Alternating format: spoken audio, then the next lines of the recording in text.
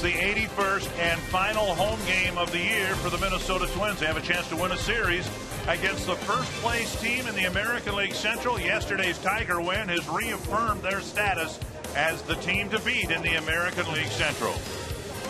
And good Sunday afternoon to you from Target Field. Dick and Bert with you for the last time here at Target Field. And the Twins taking on the Tigers for the last time this year. Miguel Cabrera yesterday reaffirming himself as a legitimate Triple Crown candidate. Yeah, Cabrera, quite a ball game in yesterday's game, a big 3-run home run. But where he ranks right now, first in batting average at .327. The home run tied him with Josh Hamilton for the American League lead. And then 136 runs driven in. And what we have seen from Cabrera really over his career with Miami and with now the Tigers, he utilizes the whole field. Here, that base hit down the left field line off Diamond, and then the ball to right field. Here in yesterday's ball game, a 3-run home run. This guy is a great hitter, a guy that can hit for power and drive in a lot of runs. The Twins have won one and lost one so far against the Tigers. They've scored a total of 8 runs, and all 8 runs driven in by Ryan Doman. Yeah, Ryan Doman had quite a series. 2 home runs so far in the series, and a big one in yesterday's ball game. But the Twins won here on Friday night 4-2, thanks to Ryan Doman's 4 runs driven in. And then in yesterday's ball game with the Twins down against Justin Verlander, Ryan Doman, a grand slam, his first of the year, Twins' second grand slam of the season, and for Ryan Doman, his 3rd career grand slam. Miguel Cabrera's done a lot of damage against the Twins this year, and he may win the American League a Triple Crown. The last time that was done, a 1967 finish the Twins fans would like to forget for Carl Yastrzemski.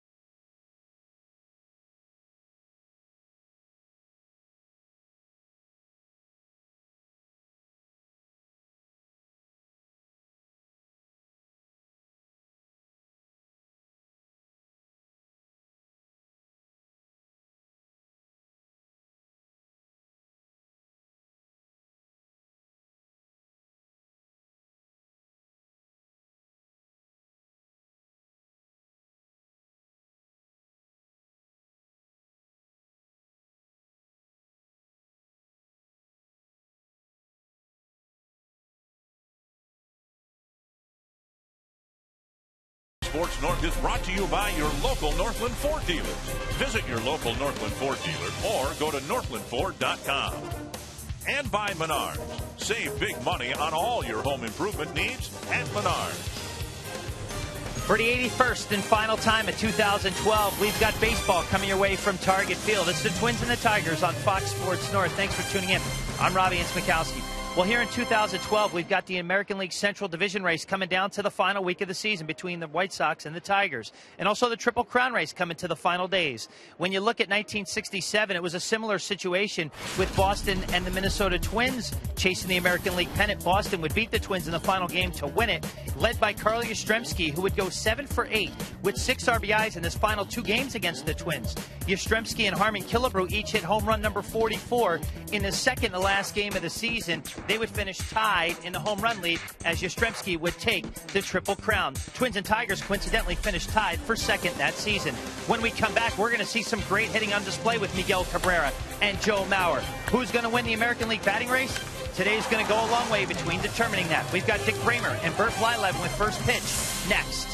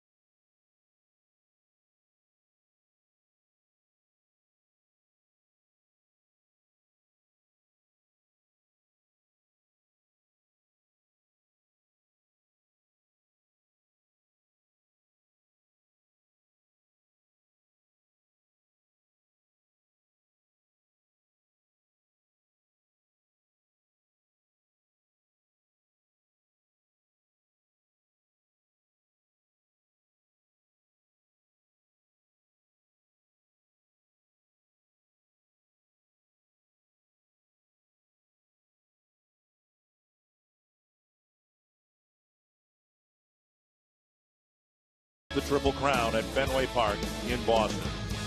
In the years since, generations of baseball fans have witnessed 11 first-time world champions, 116 no-hitters, and 10 perfect games. A bid for 400, and the Iron Horse surpassed by the Iron Man. But in 45 seasons, no major league player has led his league in batting average, home runs, and runs batted in. Swinging a drive to center field, hit deep, Span is on the run, all the way back, and it's gone! It's a 2-run shot for Cabrera! Now Detroit's Miguel Cabrera stands on the cusp of history. Cabrera's chase for the Triple Crown continues at Target Field as the Tigers meet the Twins next on Fox Sports North. And Cabrera with a 3-run home run in the ballgame yesterday that tied him with Josh Hamilton for the league lead in home runs. He leads in the other 2 categories. It'll be a riveting final 4 games in his pursuit of the Triple Crown. The Menards batting order for the Tigers: has Cabrera hitting third again behind Jackson and Berry. Then Fielder, Young, and Dirks, Peralta, Avila, and Infante. And on the mound this afternoon, it'll be Liam Hendriks. For Liam Hendriks, he's making his 16th start of the season, his second against the Tigers. Took a no decision in a Twins win in Detroit back on July 2nd. For Hendriks, looking for his second major league win, this being his 20th career start. The Northland Ford defense for the Twins. Ryan Domick gets left field. Span and Revere in center and right. Plouffe at third. Florimone, Casilla up the middle. Parmalee at first. Joe Mauer catching, and Justin Morneau's the designated hitter. You just can't ask for better weather than we've had throughout this homestand. It's just been spectacular. 72 degrees, hardly a cloud. What clouds we have are those high cirrus types that don't have any precipitation. And Twins fans getting a chance to watch the 2012 Twins in person for the last time. Austin Jackson to lead things off. He'll be followed by Berry and Cabrera. Inside, ball one. Well, it's the fastball that Hendriks really has to control both sides of the plate, especially away to a lot of these Tiger hitters. Bounce to third. Backhanded nicely by Plouffe. And over to Parmalee. Good play. Trevor Plouffe with a nice backhanded play for the first out. Well, be ready to play the game. Plouffe, that little hop right there, diving to his right. Comes up. Good throw to get the speedy Jackson out at first for the first out of the ball game. That'll bring up Quinton Berry.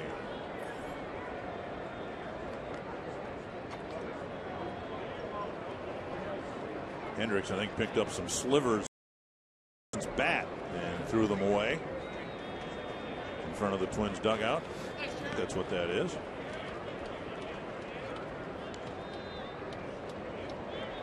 Berry been a nice addition to the Tigers lineup. Getting called up in late May. Guy that with some speed. You want to keep him off the bases if you can. If this is a championship season for Detroit, they will be like every other championship team. They've had to endure some injuries, and what Berry did in Austin Jackson's absence, not lost on Jim Leland. There's a strike. Berry filled in very well when Austin Jackson was gone for weeks with a pulled abdominal muscle. 1-1. Fouled away 1-2.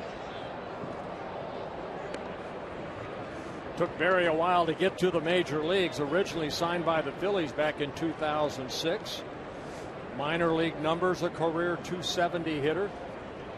Not a lot of power, but great speed. Up the line, Hendriks has time, and Parmalee kept a foot on the bag. Hendriks nearly flipped the ball into the right field corner, but it's out number 2. Nice reaction by Chris Parmalee at first base. Well, the Twins clearly have not done a very good job figuring out how to get Miguel Cabrera out. Well, I think the biggest thing, you look at the hot zones. If you could go there and then up and in, of course, you know, before a series you sit down and it's always kind of a funny thing. They say, how do you pitch this guy? Well, you go up and in, down and away, you know. That's exactly where you'd want to go. Just don't miss. Don't leave it out over the plate. Don't give anything too good to hit. Don't miss in between, because he's hitting over 500. That's the old chart from Ted Williams that I saw when I was a young pitcher. And even Ted Williams, if every pitch was down and away, I believe he would have hit 262. One of the greatest hitters in the game. And you see what that pitch was right there, outer half of the plate. That's why I said Hendriks has to establish a way, and then you come in for a purpose. That's a good fastball out over the plate. 2 strikes to Cabrera. Now get it out there again. Breaking ball missing. Well, whatever the Twins have tried hasn't worked this year. Cabrera hitting .397 against the Twins with 6 home runs and 26 runs batted in. Well, he's hitting .327 overall. There's a lot of clubs that have not figured him out, really, ever since he came up with the Marlins at a young age. Backhanded by Florimone. And a 1-2-3 10 pitch first inning for Liam Hendriks.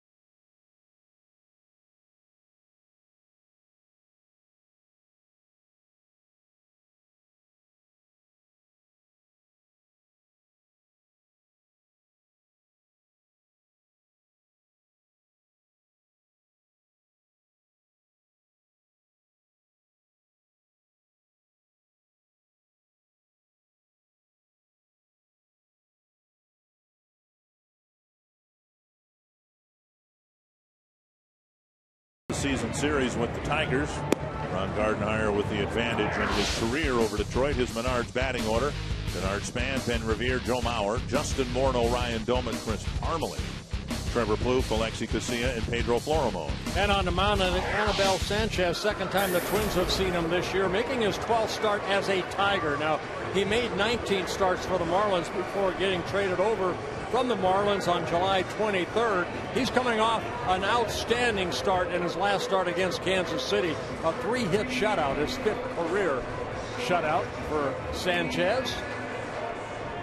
Mentioned the Twins have seen him once before. They really knocked him around. Picked up a bunch of hits. Didn't score on him until right before he left the ball game. But Twins didn't have any problem with Sanchez when he faced the Twins here in mid-August. Yeah, able to get 12 hits off of Sanchez in 5+ innings, and that's the most hits he's allowed in a ball game this year. 1-0 to Span. Revere and Mauer to follow. Driven to left center field. Chased by Barry. And he makes the catch. 1 away. Northland Ford defense for the Tigers. Barry in left, Jackson in center, Andy Dirks in right. Cabrera, Peralta, Infante, and Fielder, the infielders. And Alex Avila behind the plate.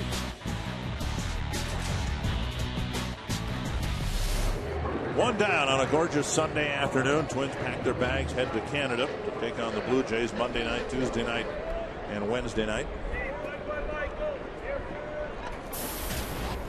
Twins looking for win number 67 on the year. Strike one.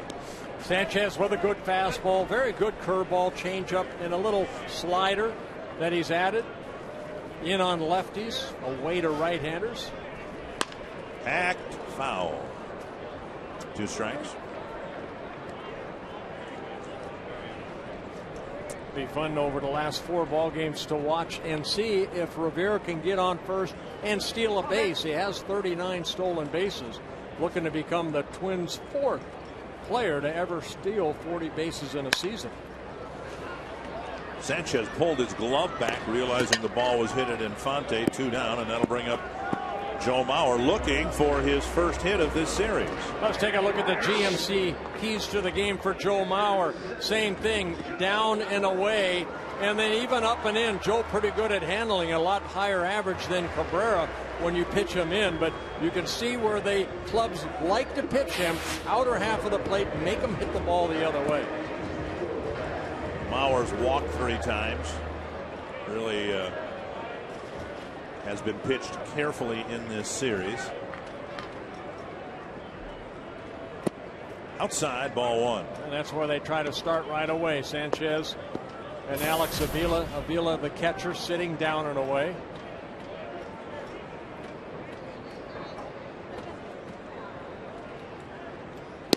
There it is, 1-1.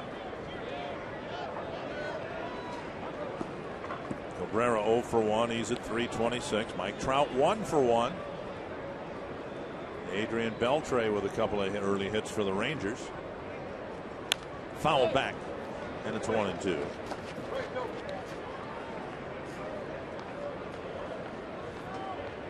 Joe Mauer has already won 3 American League batting titles. He would like to add a 4th to his repertoire.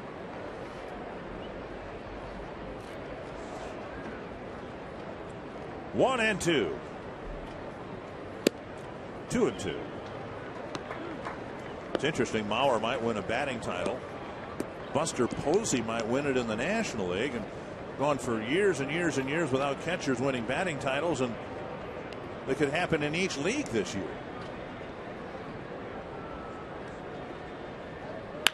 Base hit. His first of the series, and it's with 2 outs here in the first. Yeah, it looked like a changeup just left up, and Joe, as he does so well, just takes it the other way. Watch this pitch right here. Avila wants it down, but the ball left up. And Joe does that so well. Just takes that pitch the other way. Doesn't try to pull it. It's the first hit of the ball game. And Mauer's average up a point to 321. Morneau takes up and away, ball 1. Batting race, just one fascinating thing to watch. Most of the drama is in the American League. in terms of playoff spots, although that's starting to form up a little bit as well. Swing and a miss, 1-1. Oh, take a look at Joe right there. He lets that ball get deep into the strike zone and then just hits it the other way.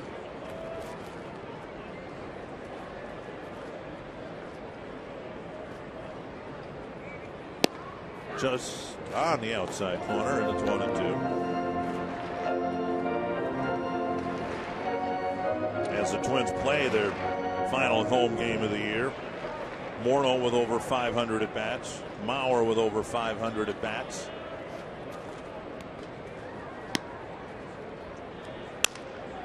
Oh my, that ball sailed over Fielder's head to the barrel of the bat. Did the pop up caught by Peralta, and thankfully Fielder was alert enough to follow the helicoptering barrel of the bat.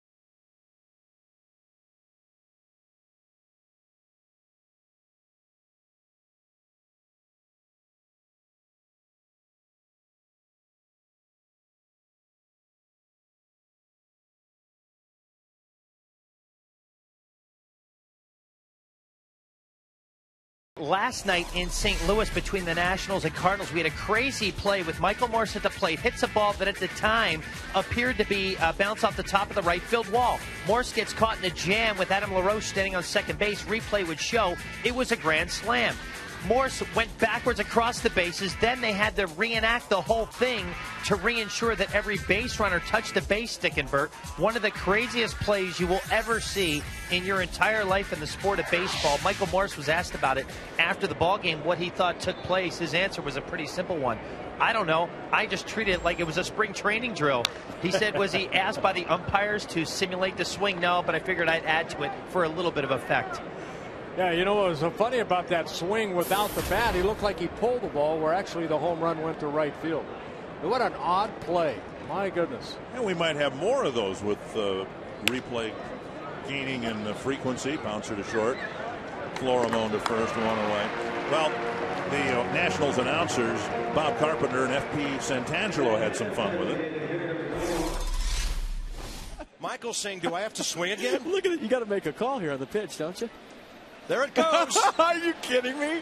Right field. It is deep. See you later. Grand slam.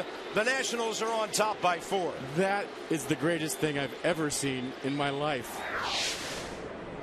The only thing that to me would have been more humorous would have been if that were a home game for the Nationals and to hear the crowd reaction on the simulated home run. There's a drive to deep right center field. It's not going to be caught. One hops the fence. Young will try for second. Span's throw to an empty base. Florimone fielding the throw, and it's a one-out double for Delmon Young. Well, Hendricks, who had already gotten 4 ground ball outs right here, that ball left up, and Delmon hitting this ball sharply, and it kept slicing away from Denard Span. And he slows down right there to play the carom and get it back in quickly. So a double for Delmon Young, his 27th of the year. Andy Dirks will hit with a runner at second and one gone.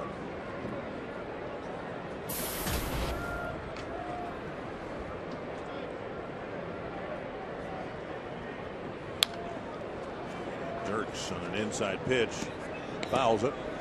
Yeah, here's another guy right here, Andy Dirks. We talked about Quentin Berry a little bit. Andy Dirks, you know, you cannot get to where the Tigers are without other guys stepping up besides Cabrera and Fielder. Dirks missed a couple months with the right Achilles tendonitis. Was activated on August 1st. And you can see his average hitting over 300. 2 strikes.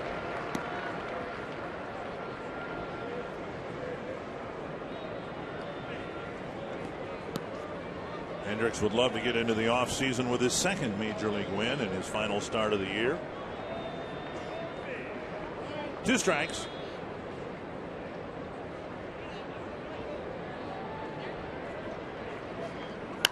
Fouled away. Hendricks has shown he's not really a strikeout pitcher up here. 47 strikeouts and 79 innings pitched. Control not bad. 24 walks, 2 intentional. He's allowed 17 home runs. This is his 16th start. Just missed the inside corner. Tried to clip it with a fastball. 1-2.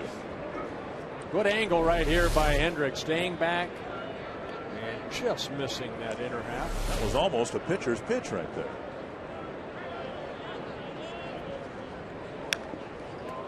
An off-speed pitch left up, and it's fouled back to the net. Well, see, this is why I think it's harder to pitch today than it was, say, when, you know, in the 70s or 80s, because of the umpires all under one hat. You don't know, Twins probably don't know that much about Jim Wolf behind the plate as far as a pitcher and a catcher. What will Wolf give me? Will he give me more away? Will he give me something inside? Popped up, fouling out of play. You know, there are certain American League umpires that I knew they would give me more away and they wouldn't give me that much inside. We didn't have the box track back then. You weren't judged on that little box. There's the umpires right there. Wally Bell, the crew chief, he was behind the plate yesterday. That's to center. Span over for the catch. 2 away. Pretty well hit ball and a good at bat for Dirks. Sundays on Fox Sports North, join Tom Brokaw for Boys in the Hall, the personal stories of some of baseball's greatest legends. This week, former St. Paul Saint Duke Snider. Boys in the Hall after the game, presented by Subway Restaurants, where winners eat. Yeah, one of my heroes growing up in Southern California, Duke Snider. Big part of that Dodger success. What a nice man, too. I had a chance to meet him numerous times. Class man. More famous because of his days in Brooklyn, but of course he made this cross-country trip to Los Angeles. Peralta, the batter. Inside, ball 1. Edwin was his first name, right? Nicknamed Duke, Edwin Snider. I don't know. I called him Mr. Snider.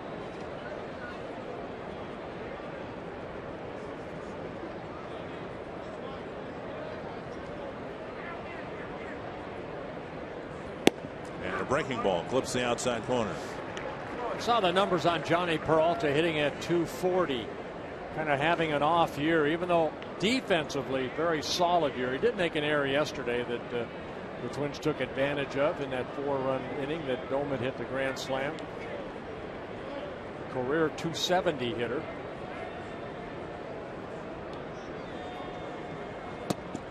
Missing the inside corner, 2-1. Hendricks trying to pitch around the 1-out double. Twins saw a lot of Peralta when he was with the Indians for 7 seasons. In his 3rd season with the Tigers. Delmon Young at second, 2 outs. 2-1. Bounce to third. Easy play for Plouffe. And that ends the inning. Another good inning. Another scoreless inning for Liam Hendricks.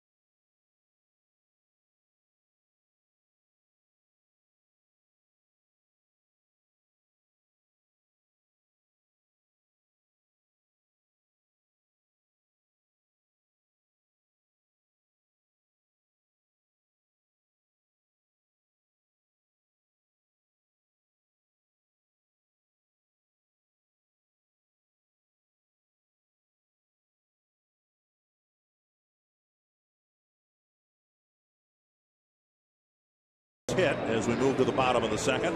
Our Subway Sub a Prize on the Line standings showing you the American League Central. The bottom line is if the Tigers win here today and the White Sox lose, the Tigers will have clinched a tie for the division championship. Yeah, they're magic number 3 right now. Any win or combined loss.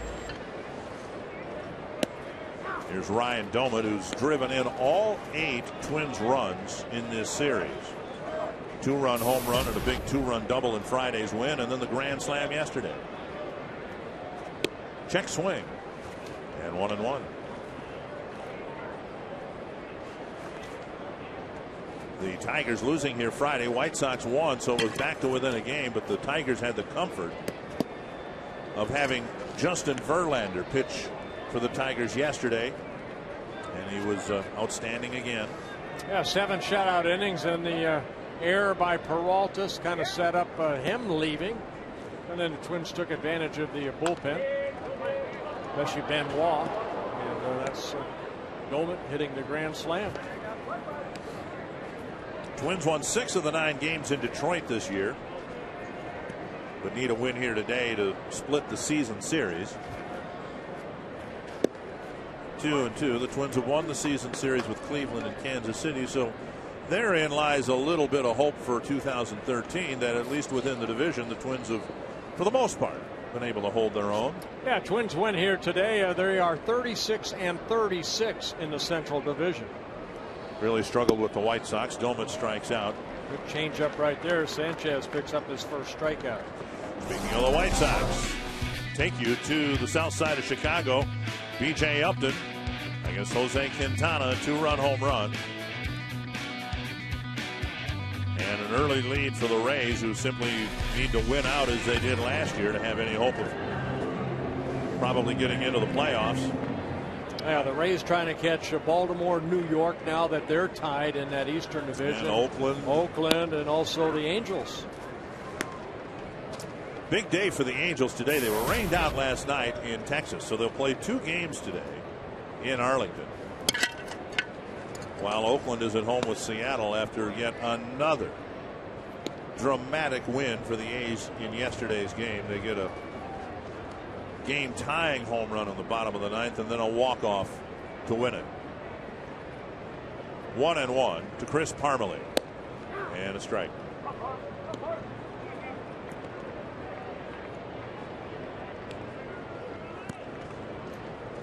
Baltimore and New York are each listed here because they're tied for the American League East lead. One of them would fall back into the wild card category, but there are so many combinations of extra games needed before the playoffs even begin. And with that American League East race, wouldn't it be something if the Orioles won the division? Parmelee swings and misses and strikes out. If Baltimore won the division, and the Yankees would be in that suicide game, a 1-game playoff with the other wild card team. Well, Sanchez struck out Domit on a changeup, and then he goes right after Parmelee with a high fastball. 2 straight strikeouts for Sanchez. Sanchez has been pitching very well over his last 7 starts. 3 wins, 3 losses. Very good ERA at 2.25. Again, coming off that shutout against the Kansas City Royals in his last start, a 3-hit shutout at that. Trevor Plouffe takes ball 1. Look at that. Baltimore leading Boston 5-1, and Toronto leading New York 4-1.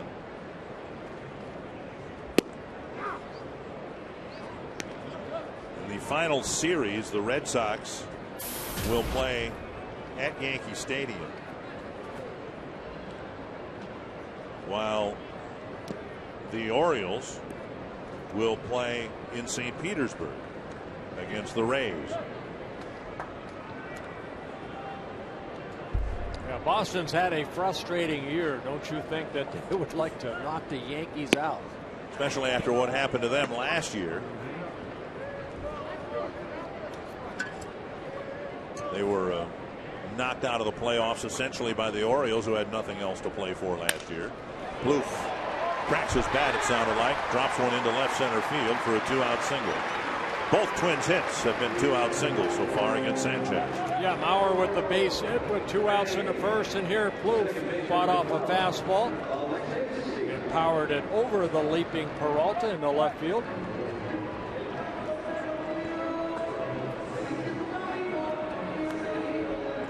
bring up Alexi Casilla.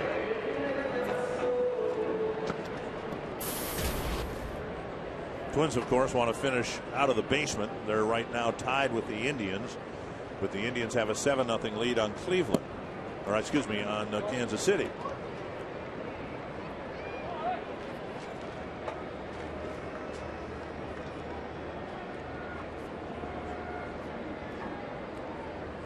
One and 0 to Casilla.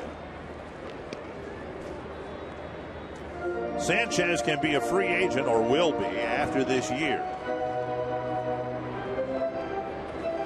So there's, intrigue when a team acquires a player like Sanchez, in this case a pitcher, whether the team acquiring him will make a serious bid to re-sign him. Kind of a half swing and a foul. But basically the Tigers, the Twins, the Royals, the Orioles, anybody, the Indians can Toronto, jump in with both feet if they think Sanchez is going to be a reliable, effective starter for them. They can jump in and bid for his services. It's rolled to the right side. Infante scoops it up, flips to fielder, and that ends the second inning. To the third, no score in Minneapolis.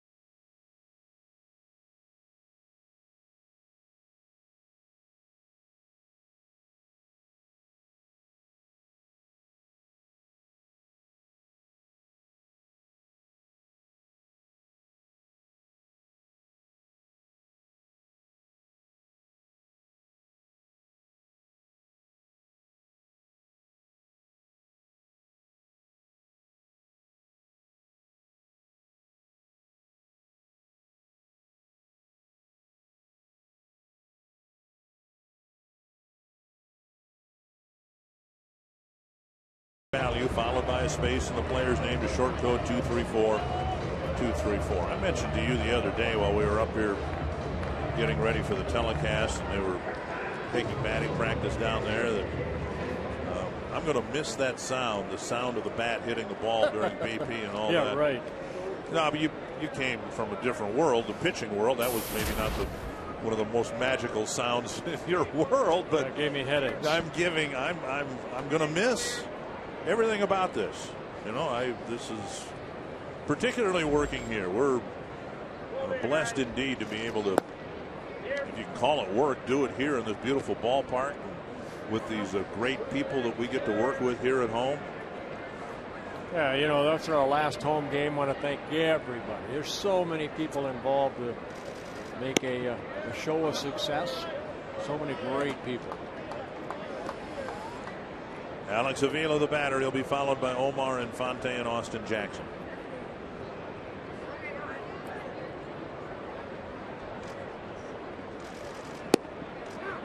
Strike call. See, that's the one I'm going to miss right there. Sound of the ball hitting the catcher's mitt. And with the umpire saying strike. Yeah, okay. You can have that bat sound.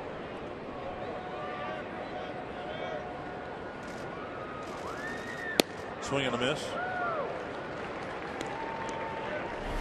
You're going to like the bat sound. I'm going to like this sound. Thank you, Jim Wolf. 2-2. Fouled away. Because baseball is my professional life, I can say this. It's my belief.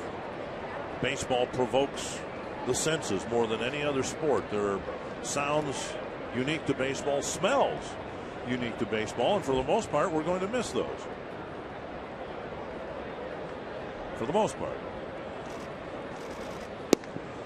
And there's a call third strike. That's the best sound of all. Right? That is the best sound. Strike 3. A called third strike.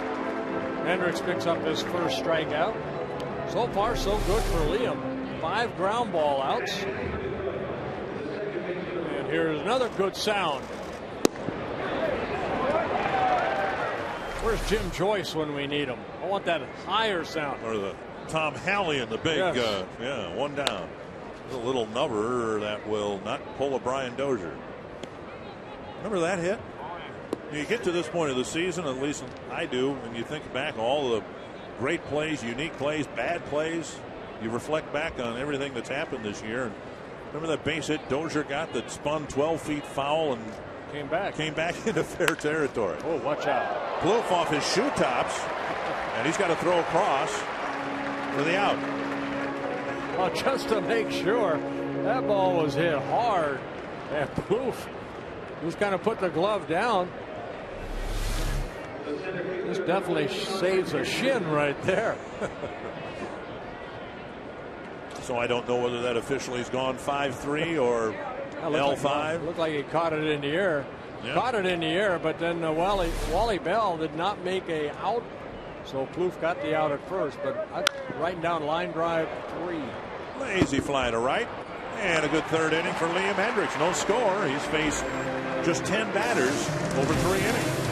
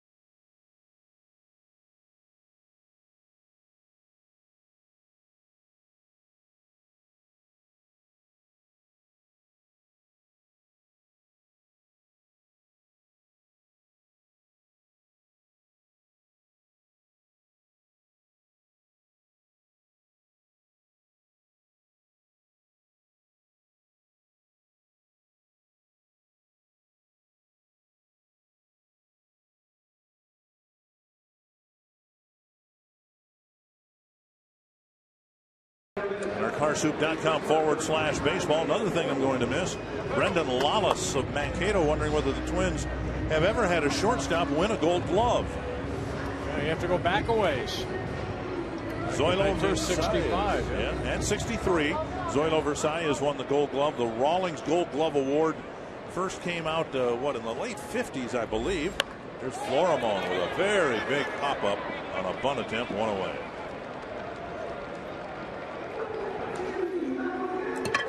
Well, Twins hoping that man right there, Pedro Florimon, one day will be in the race for the Rawlings Gold Glove.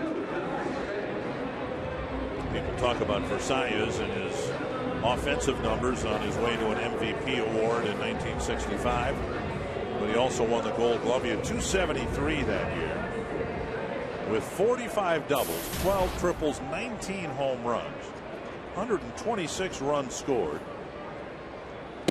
Span takes a strike. Dick, you were talking last inning about Sanchez being a free agent. You know, here's a guy that looks like he's going to pitch almost 200 innings again for the third straight year. So, yeah, I mean, you look at a young guy like this, 28 years old from Venezuela, originally signed by the Red Sox. He went to Miami in the Josh Beckett trade back in the winter of 2005. Has 48 major league wins, 51 major league losses, very good ERA, right around 3.7. Been pretty much injury free, and I think that's something that the clubs look at too.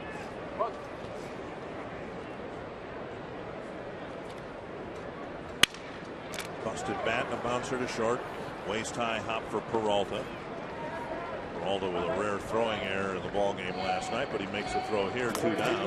The All-Star game at Target Field might be a couple of years away, but the next few months are important if you want to ensure tickets to the festivities in July of 2014. If you're a season ticket holder and renew for the next 2 years, or purchase season tickets now for the next 2 years, you'll establish priority for All-Star game tickets. The best bet right now is to call 800-33-TWINS. Talk to a season ticket rep about how you can be part of the Twins season ticket family and be here for the All-Star game. And you'll also learn about exclusive concession and merchandise discounts.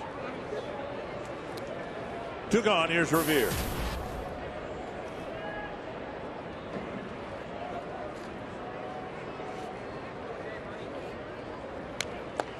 Foul back, 2 strikes.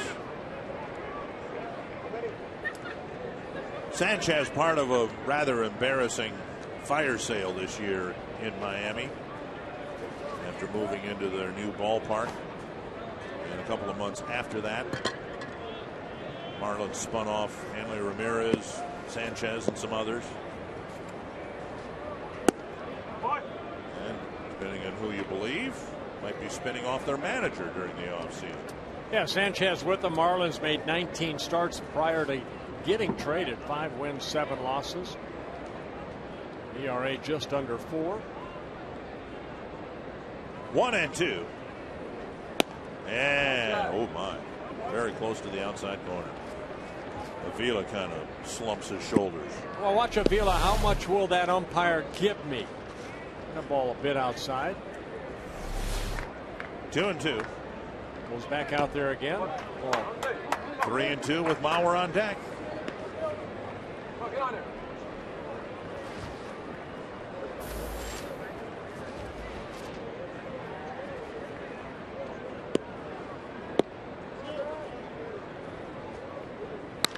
Pulled to Fielder. A 1-2-3 third inning. Miguel Cabrera will hit in the top of the 4th as he continues to chase history.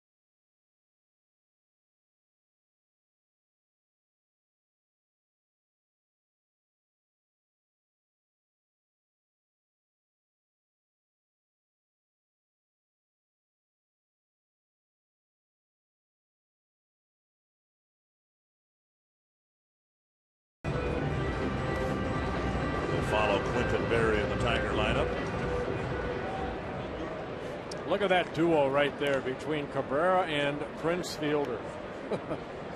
That's a lot of great numbers right there. Both of them hitting over 300. Nice stop at second by Casilla and throws him out. A terrific play by the Twins second baseman. One pitch, one out here in the fourth. Tell you what, we have seen Casilla make some nice plays throughout the summer. Right there, diving to his right. And I don't know if you work on that a lot, you know, before the game. Plays like this, just Casilla a lot. We see maybe he'll get on one knee and throw over to first base. He's done that a lot. Here's Miguel Cabrera, bounced out to short his first time up.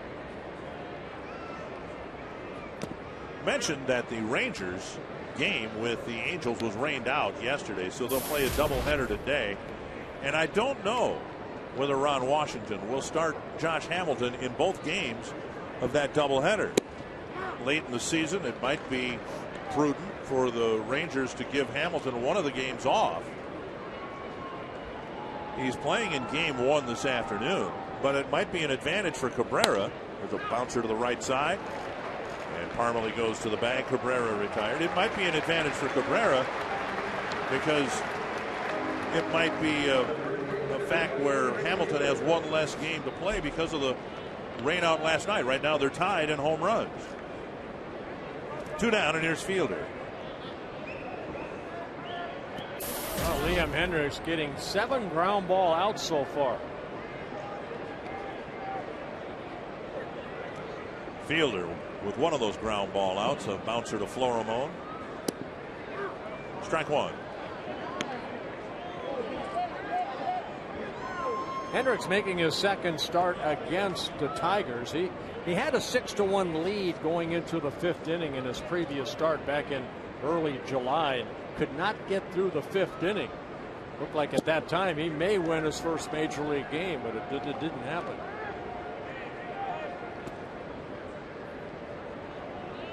This will be his last start of the year. You want it ended on a positive. Hop straight up in the air. Mauer. And that's a fair ball catch for that matter. It's a 1, 2, 3, 4th inning. And Mauer will lead off the 4th for the Twins. Already with 1 hit on the day. He'll look for another one.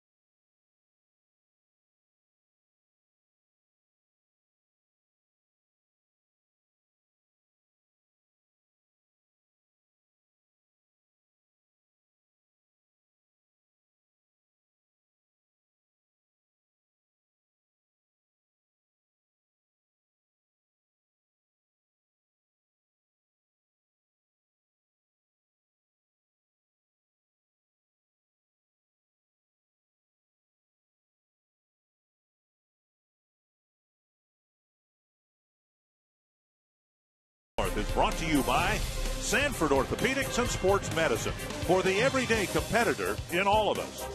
By CenturyLink, a different kind of communications company. CenturyLink, your link to what's next. And by Grand Casino, the best stories start here. Joe Mauer leading off the Twins fourth, and the first pitch at the knees, strike one. Mauer with a line drive single to left with 2 outs in the first inning. That kicks his batting average up a point. Cabrera's has come down a point today, having gone 0 for 2.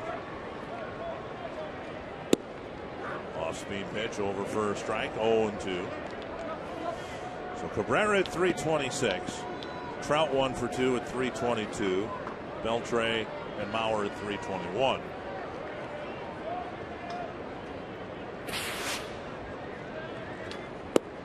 Down and away, 1 and 2. All 4 of those players listed are great hitters, and I think all 4 of those are capable of going off on a 3-hit or 4-hit night in the season's last game. Here's a base hit to right for Mauer, and he might have one of those games here today. So this batting race, as tight as it is, likely won't be over with until Wednesday night. A leadoff single for Mauer here. Joe, you know, in the month of September, having a great month. That little cutter slider inside, Joe. Remember in his first at bat, he took the pitch the other way because it was left out over the plate. This one middle in. And you can see that pitch right about that area right in there. And that's where, you know, he hit that pitch. And in the first at bat, hitting 324 on that pitch up and away. And that's where he got the base hit to left field. 1 strike to Morneau, a tapper foul.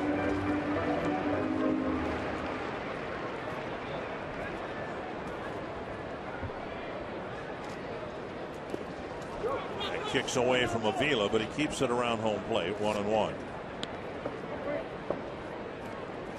Mauer's 2-hit performance so far has kicked his average up to 323. We showed you Cabrera's down to 326, and that's where they were 3 points apart when this series started. So yeah, Mauer didn't get a hit Friday, didn't get a hit Saturday, and the spread expanding but contracting. There goes Mauer, and the pitch tapped to short. Mauer safe at second on what would have been a ground ball double play if Mauer had not taken off. Well, Gardy trying a little hit and run right there with Joe taking off. Justin's been struggling a little bit at the plate, so make him swing right here. And right off the end of the bat, Mauer beating Peralta to the bag, but Peralta gets the out at first. Well, I don't know. Mauer kind of interfered with Peralta there. I think they should have called Mauer out at second base. Remember the pop-up last weekend in Detroit where Alexi Casilla was standing on the bag.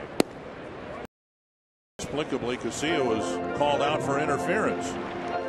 Yeah, but the umpires after the fact said that they missed the call. So 1-0 to Doman. Chance to drive in his 9th run of the series with a hit to the outfield here. Swing and a miss. 1-1. Well, a little hit and run right there, Joe. You know, the bag is his. And he stays on the bag. Peralta just kind of goes around Joe Mauer.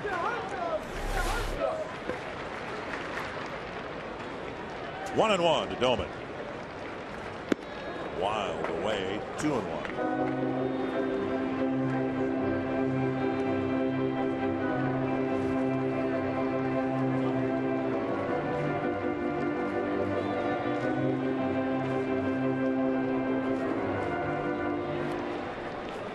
Doman having a career year in his first year with the Twins. Josh Willingham having a career year in his first year with the Twins. 2-2. So what the Twins are hopeful of as they address the starting rotation issues going forward to 2013, that they can have the same good fortune in the pitching department they did with the position players in the offseason. Yeah, and don't forget about Jamie Carroll too. I think Jamie Carroll very solid throughout this season. Good leader on that ball club. 2-2. And now 3-2 with Parmalee on deck. Sanchez had Revere on a 3-2 pitch. He threw the breaking ball to end the third inning. Let's see what he throws right here. First base open with Parmalee on deck. Sanchez only 14 walks in 70 innings pitched. I make it 72 innings pitched. So good control. Fouled away.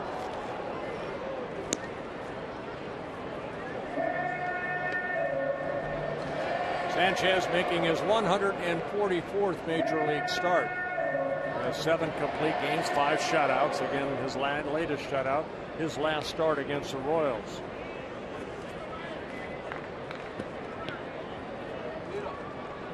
Full count to Ryan Doman. Their strikeout, 2 down. Yeah, he pulled the string right there. Doman swinging at a pitch out of the strike zone.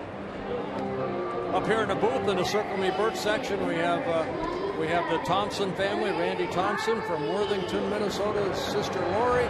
We have Marshall and Betsy sitting here. So welcome up to the booth. Look at the camera over here. Smile. Big smile. Very nice. And Amy's not here. We miss Amy, right? Tell Amy that we miss her.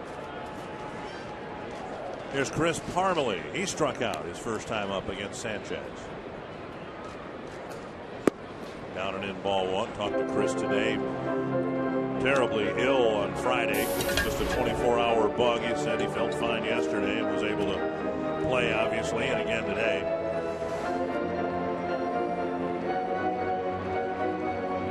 Not only Parmalee up here for the 3rd time up and down, he is a new daddy now, so he'll be going home after the season to take on some of the responsibilities of parenthood with his new little baby son, Jack Jeffrey.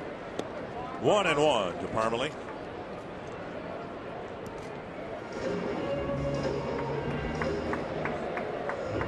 Sanchez, who gave up just 3 hits in his last start against the Royals, has given up 3 already to the Twins, but he scattered them 1 hit in each of 3 different innings.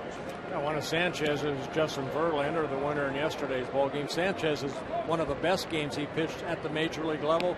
Go back to 2006 when he no-hit the Diamondbacks. A high fly to short center field. Jackson comes in and makes the catch to end the 4th. We move to the 5th. Still no score.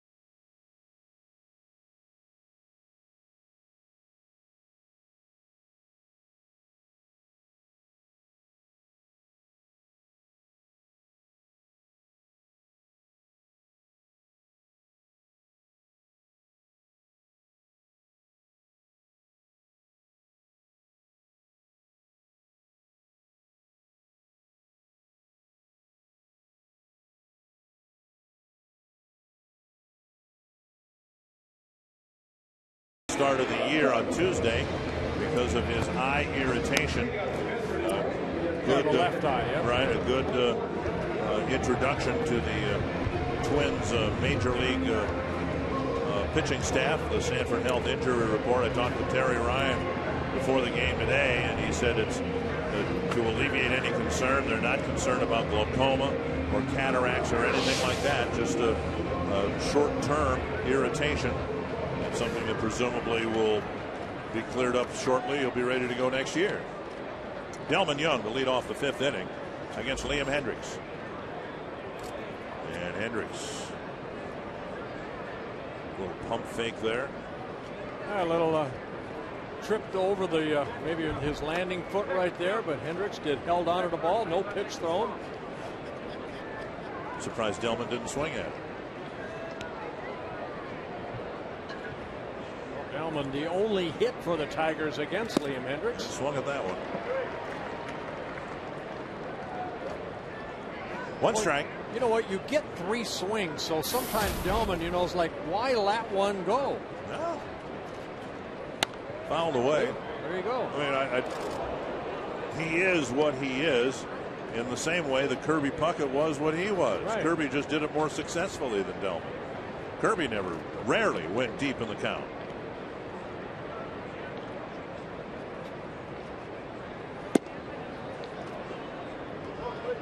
Young on the season, 560 at bats, 20 walks, one of them intentional. High fly to right, and Revere back near the track, gloves it, one away. And that'll bring up Dirks. Get all your high school football action with Fox Sports North Prep Zone, presented by Wells Fargo. Tune in Friday at 7 to Fox Sports North. Eden Prairie taking on Minnetonka in the televised game of the week. Or log on to foxsportsnorth.com, click on the Prep Zone tab to watch White Bear at Moundsview or Andover at Totino Grace. For upcoming schedules, visit foxsportsnorth.com. Here's Andy Dirks. And there is strike one.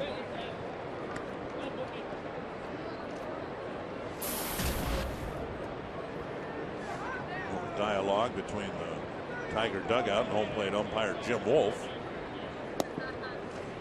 1-1. Well, Liam's done a good job of getting strike one. 15 batters, 10 first pitch strikes.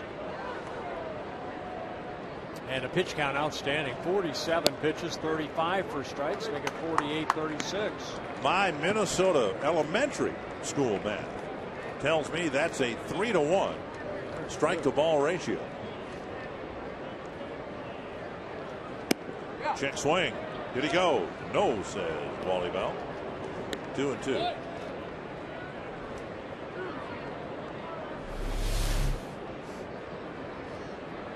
And he did not go. Coming back inside and missing. 3-2. The Bays open up now with 3-0 lead over the White Sox in the 4th inning. Sharply hit to right, and Dirks is aboard with a 1-out single. Follow the Twins with MLB.com at @BAT12 for your iPhone, iPad, Android, BlackBerry, or Windows Mobile. Get live audio, pitch tracking, video highlights, and much more. Text @BAT to 31826 or visit twinsbaseball.com for details. Only the second hit off of Hendriks. It retired 9 straight. Dirks getting a base hit.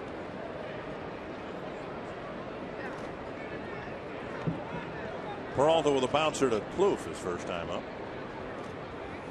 Down the middle of strike. We're talking about what the Twins' focus will be in the offseason, and that is to improve its starting pitching. And we might have a repeat of what we had last year when the Twins had 30 pitchers in camp.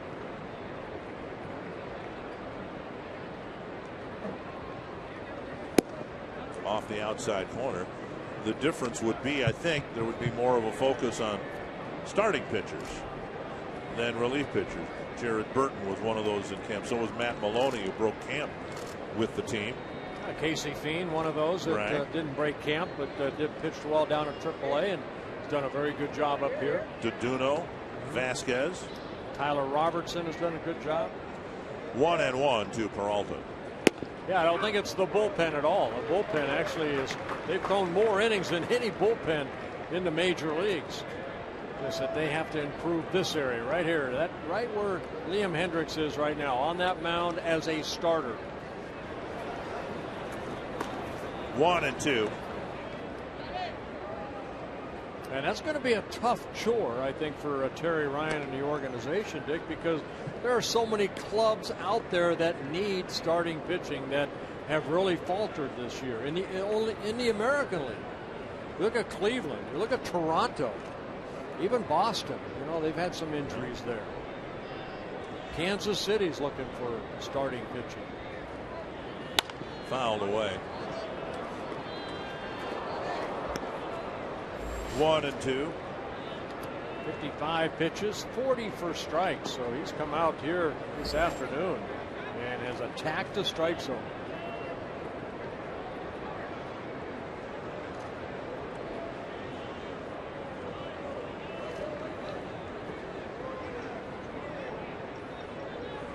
It's been a frustrating year for Hendricks. It's been a frustrating short career that he's had.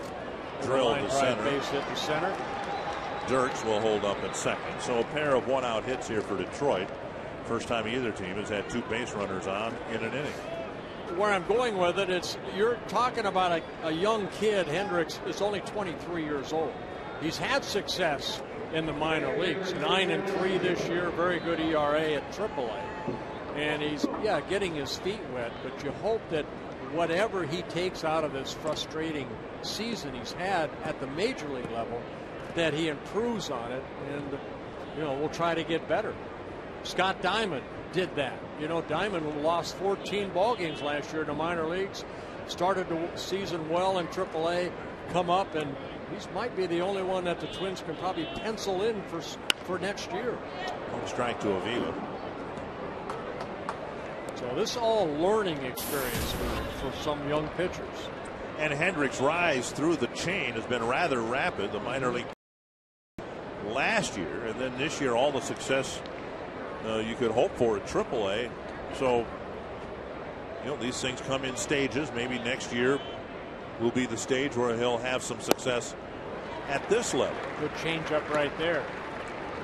You see pitches like that and you say, okay, he's got some stuff that he could use. I think, as any pitcher, it's all keyed off the fastball, Dick. Fastball down and away to righties, fastball down and away to lefties. You pitch in for a purpose, change speeds like he did right there. But control of the fastball is the key. 0-2 to Avila. That's a good fastball right there. Just missing low. Thinking ground ball right here. And that's how you get a ground ball. If Avila swings at that, 7 out of 10 times, he's going to hit a ground ball. Right at the knees. 1-2. 9 double plays turned behind Hendricks so far. There's a called 3rd strike. Another fastball. This one clipped the inside corner. 2 down. Second time that Avila's been called out on strikes. Yeah, the only 2 strikeouts that Liam has so far have been to Alex Avila. Good fastball. See Avila raise his arms like he thought that was inside.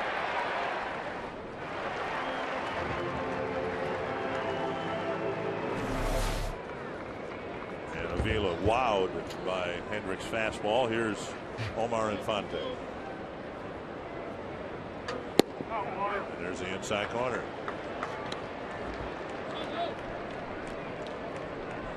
Infante with a bouncer to short. It was Infante who had a big home run here Friday night to tie the game at 2. His 4th home run as a Tiger. Infante coming over in along with Anibal Sanchez from the Marlins on July 23rd. Infante's second stint with the Tigers. He actually signed with the Tigers out of Venezuela back in 1999. Came up with the Tigers in 2002. Then in 2008 went to the Braves. A couple seasons, season and a half with the Marlins. Breaking pitch and a called strike. Hendricks mixing up his pitches, mixing in his pitches, trying to pitch out of this situation in the 5th. All 3 pitches are working so far here. He's left a couple balls up. He fell to 3-2 on Dirks. Dirks got the base hit. Peralta hit a high fastball. Other than that, see if he's 1 good pitch away from getting out of this inning. 1-2 to Omar Infante. And Infante flips it foul. Hendricks having to work hard here in the 5th inning with the 2 singles. 5 batters faced at least, and the pitch count, which was so economical and good coming into the inning. Well, you're going to have innings that you're going to have to throw maybe 20 pitches, to get out. But it's the previous innings that allow you to have maybe 1 tough inning 10 pitches in the first, 15 in the second, only 9 and 7 in the third and the fourth.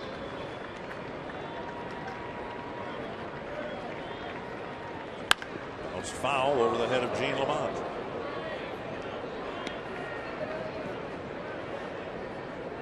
Uh, 24 pitches so far this inning for Liam Hendricks. 24. Trying to complete 5 shutout innings here against the first place Tigers. This game going a lot like the Friday night ball game, where it was 0-0 going into the 8th inning. Or excuse me, 7th inning.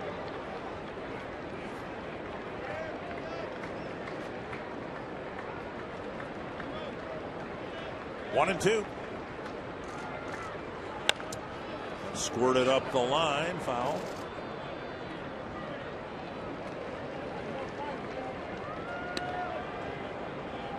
Tigers in control of things now. It would take a collapse at this point for the Tigers not to at least force a playoff game with Chicago. But Jim Leyland has seen that happen to him in the past, and the Twins have been the benefactors of those collapses.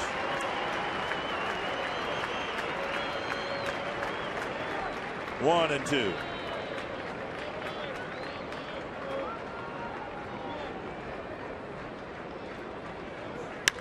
Fly ball center field. I love those sacrifice flies with 2 outs.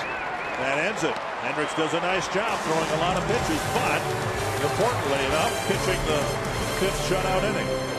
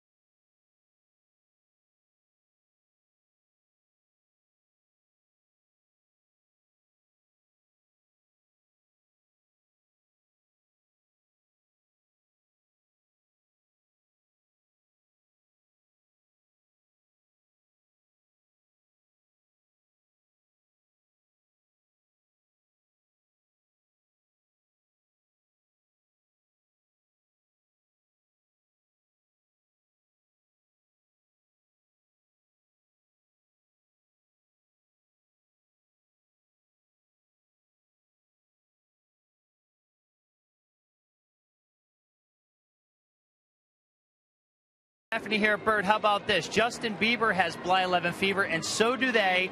And Stephanie here is a big Jamie Carroll fan. Stephanie, we got $100 here in Minnesota State Lottery tickets for you. Now, what makes you think that Justin Bieber has Bly 11 fever? Because it's baseball and Bieber, and we just figured that they went well together. So. All right, that's pretty good. Now, Dick and Bert, I want you guys to name me 3 Justin Bieber songs if you can. You think you can do it?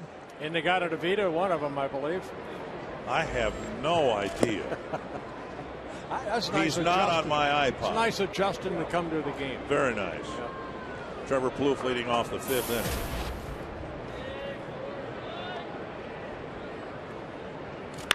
That's drilled but foul. Plouffe with a base hit in the 2nd inning. Facing Anibal Sanchez. Yeah, Sanchez 62 pitches, 39 have been strikes. He has 3 strikeouts in a ball game, no walks.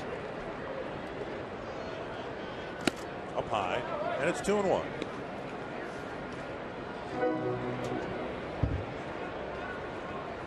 Plouffe, Casilla, and Florimone facing Sanchez here in the Twins' 5th. 3-1.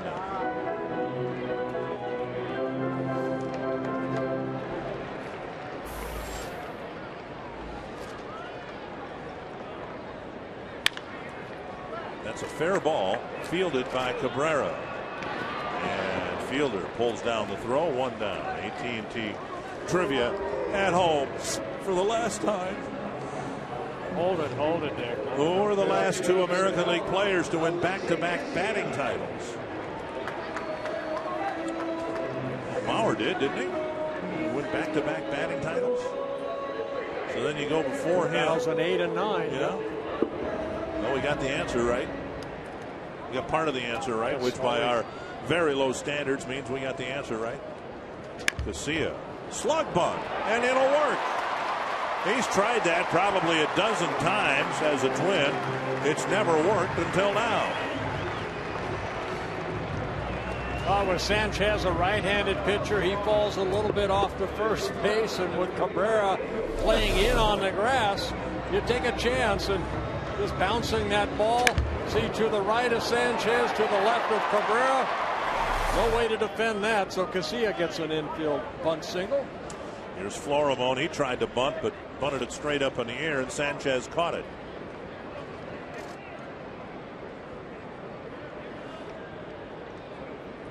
Keep an eye on Casilla. 18 stolen bases in 19 attempts. It's one thing this season I can say that we've really seen tremendous improvement in that stolen base department. 131 stolen bases for the Twins. They've been caught only 35 times. And part of that, of course, is Ben Revere has been with the Twins most of the year. Span has shown signs of being aggressive in terms of stealing bases again. Darren Mastroianni has come in, added some speed along with Casilla with 18 stolen bases. When the Twins have played their best periods of baseball, and granted there haven't been enough of those, and they haven't been as long as we would like, base running, base stealing has been a big part of it. This is still a team that has, although it's improved its power production, is not going to finish with a winning record because of home runs. And when they get there, it looks like speed's going to be an important part of the puzzle. Well, runners against Sanchez on the mound, 12 out of 13 in successful steals. He is off with the pitch, and he is aboard with a stolen base. Moving up to second on a steal, Casilla. Yeah, a little bit of a high leg kick by Sanchez with that little turn, and Casilla got a great jump. Avila's throw, outstanding throw. Watch Avila come up, go right there, quick tag by Peralta, but Casilla steals that base off of Sanchez, his 19th stolen base of the year. 1-1 to Florimon, and he'll go to third, and he'll seal there. The ball one hop to Cabrera. He didn't field it cleanly.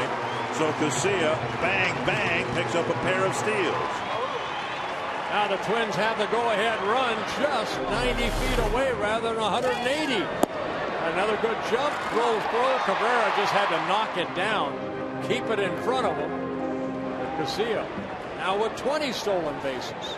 1 out, infield coming in here. And Florimon, who's had problems making contact at times, he has struck out 47 times. Excuse me, Florimon has struck out 27 times in 126 at bats. We'll try to get it through the infield.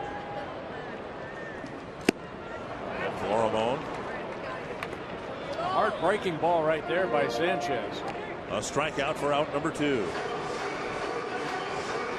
Sanchez picks up his 4th strikeout.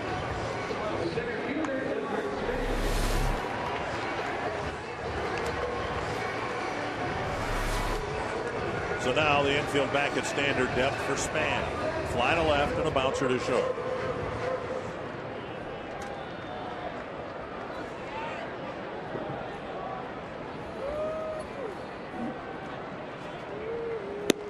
On the outside corner, strike 1.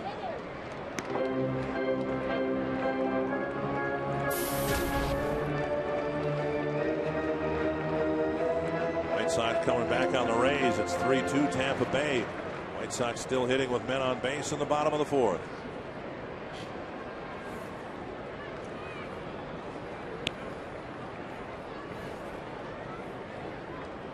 Inside 1-1.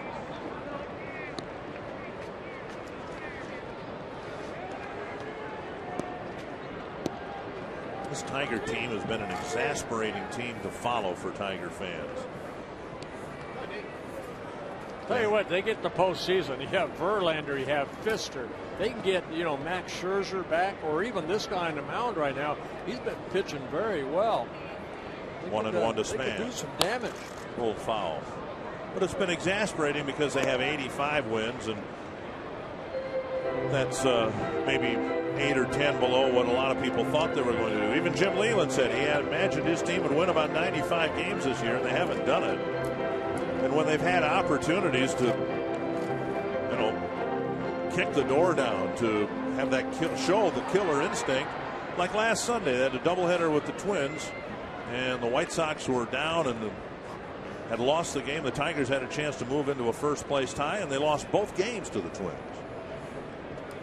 2-2. I think we said this in Detroit, Dick, that this season in the Central Division reminds me a lot of the there's Max Scherzer earlier today. Reminds me a lot of the '87 season when we, the Twins, won only 85 ball games. But once playoff time came, we pretty much were on all cycles: pitching, great defense, great hitting.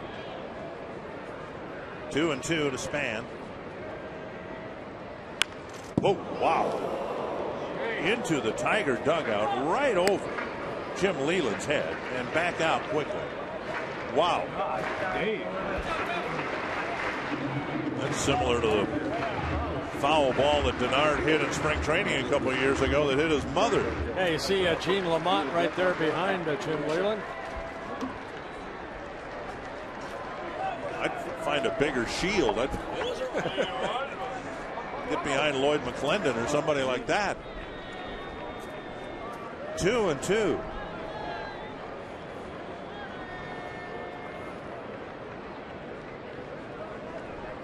Span looking for a clutch 2-out hit. Right at the second baseman.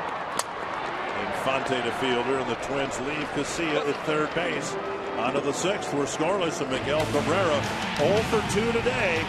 Will hit in the top of the sixth.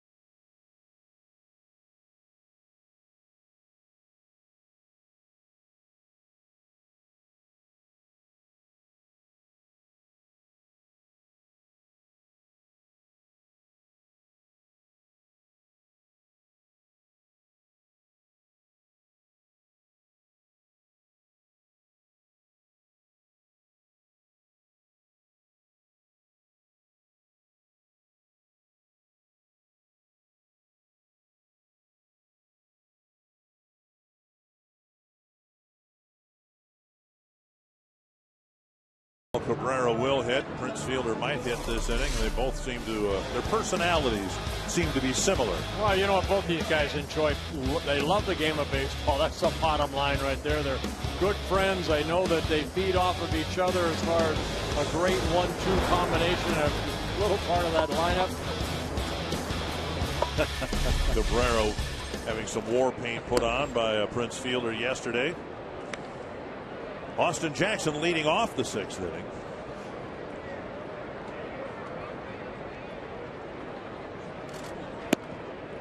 Ball one, now ball two. Jackson, Berry, and Cabrera. Hendricks pitched out of a jam in the fifth. He'd like to get back to a 1-2-3 inning like the ones he had in innings 3, 1, 3, and 4. rocket right over the rubber, right over second base, and into center field. Oh, fell behind, had to come in with a fastball, and Jackson took it right back up the middle.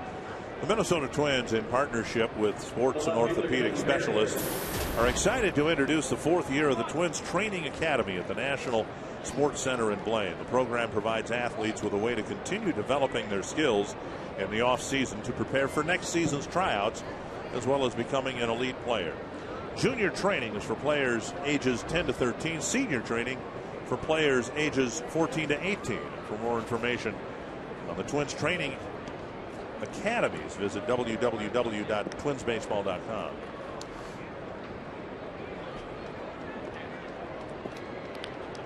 Barry made a bid for a hit his last time up. Casilla turned in a good play. Yeah, you want to take the bunt away from Barry just in case. There's a bunt. In the air foul. Trevor Plouffe was playing almost on the grass at third base. Of course, Parmalee has to hold on to Speedy Jackson at first. Jim Leyland is aware that if the sacrifice works here, the Twins might walk Cabrera, sending him to first base, but that's where the value of having Prince Fielder comes in. Right. Barry with 5 sacrifices on the year. 1 strike.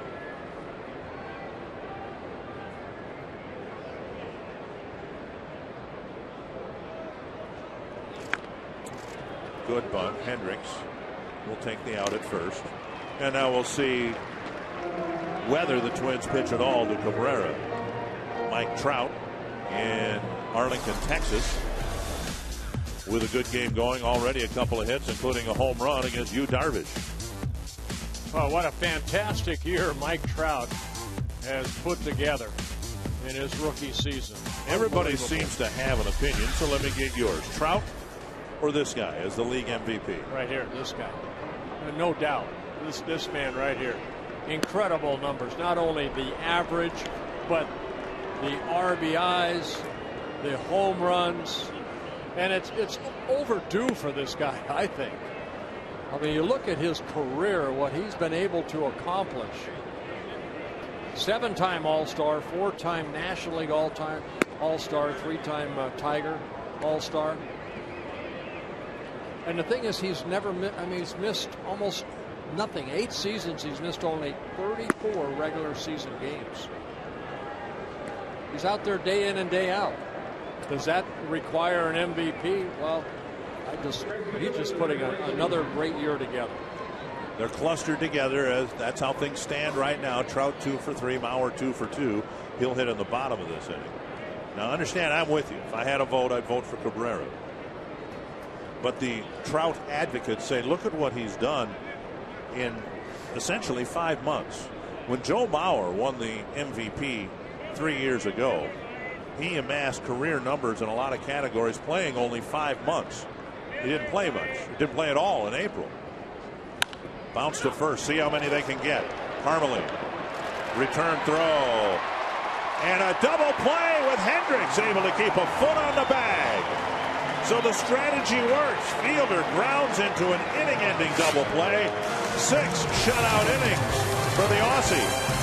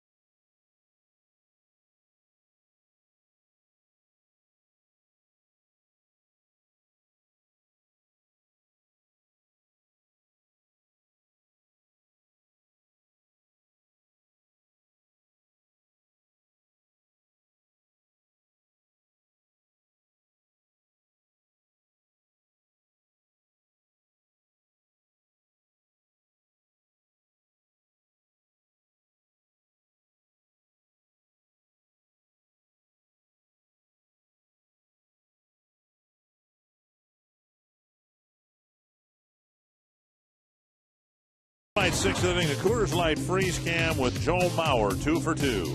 Change up from Sanchez right there in his first at bat, took it in the left field. Then Sanchez tried to go down and in, and Mauer a base hit to right field. 2 for 2 in the ball game so far.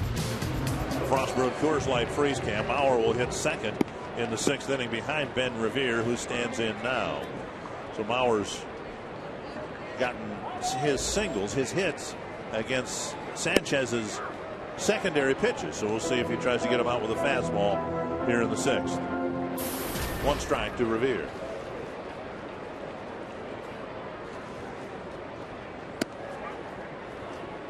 And that missed, 1-1. Hey, I want to say happy 97th birthday to Lorraine Sobiak from Jordan, Minnesota. She's a lifelong Twins fan. 1-2. Lorraine, happy 97th to you. 80 pitches for Sanchez, 50 for strikes. Just missed the outside corner. Revere has taken 4 pitches. Revere, Mauer, and Morneau in the Twins' sixth. Full count. And Revere would love to get aboard, take a shot at that 40th stolen base, having seen Casilla pick up stolen bases numbers 19 and 20. Ooh, might have swung the ball forward. Foul ball, and it's still 3-2.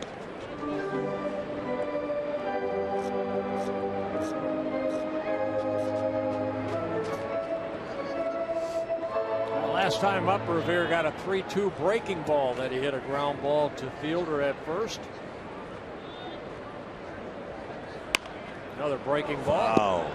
I was just going to say, one more time this year, either today or one of the 3 games in Toronto, I want to see Ben Revere hit a gapper or hit one down the line. I want to see him open it up and get a double or a triple.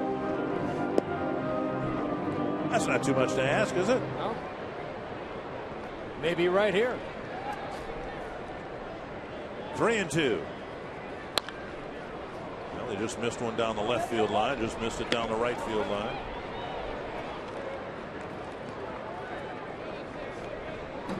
Two straight 3-2 breaking balls to Ben Revere.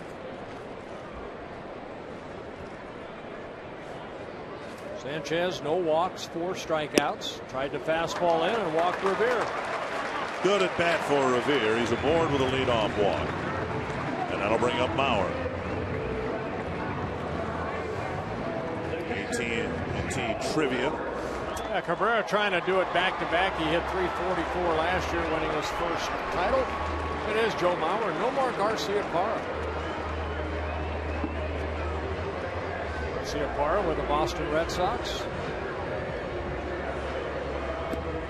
Mauer with a 2-out single in the first, a leadoff single in the fourth. And the Bays added a run now. It's 4-2, top of the fifth in Chicago. Up high, ball 1.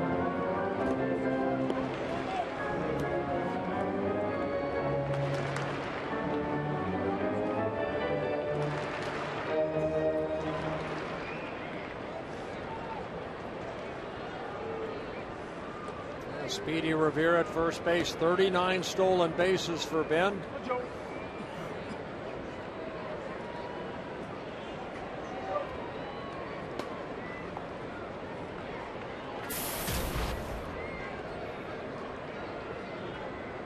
One and 0.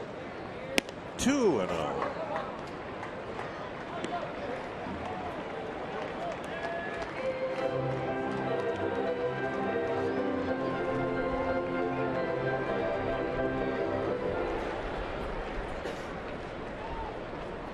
Everybody keeping an eye on Revere at first.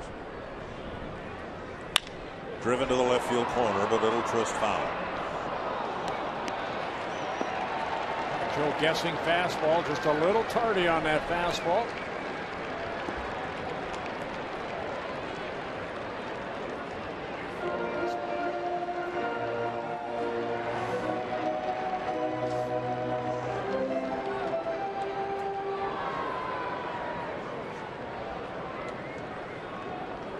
2-1 to Mauer. 3-1. Morneau on deck. Boy, there's the eye of Joe Mauer right there. That was a pretty good pitch, but he took it for ball 3.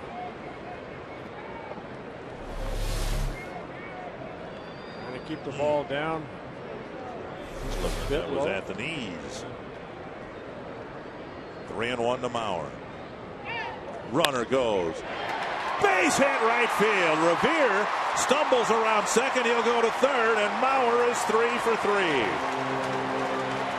With Revere going. And I don't know whether Infante was covering the bag or moving in that direction, but Mauer just grounded it out of his reach. Yeah, I think he took a step. Let's take a look at pitch by pitch. Of course, Sanchez fell behind 2-0 and then came in with a fastball that Joe hit foul down that left field line. This very close pitch, not called a strike. Of course, you're in that situation. Ben Revere kind of sees stumble right there. He did touch the bag, and he scoots over the third. So now first and third, nobody out. Morneau at the plate. And Jeff Jones, the pitching coach, a quick visit out to the mound. Quick trip out to the mound. Sanchez has kept Morneau in the infield here today. A pop-up to short and a ground ball to short. Infield playing back. They're looking for the double play. Justin still looking for his 20th home run of the year. Popped up near third. And a foul ball catch by Cabrera. Morneau gone on one pitch.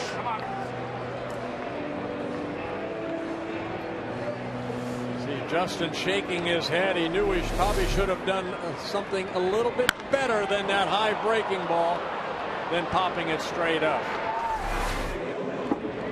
So now Doman, who again has driven in all lane. Opportunity to drive in a run in the fourth, but Sanchez struck him out for the second time. Doman needing to get it done here. Scoring first this late in the game, so important. Against Doman, they're throwing that fastball in and then the changeup away. Strike on the inside corner. Yeah, Vila sat outside and the ball came back over the plate.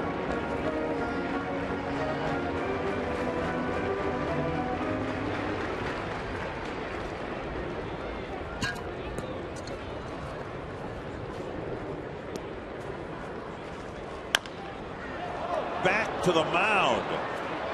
And an underhanded lob for out number 2, and Revere frozen because the ball didn't get by the pitcher.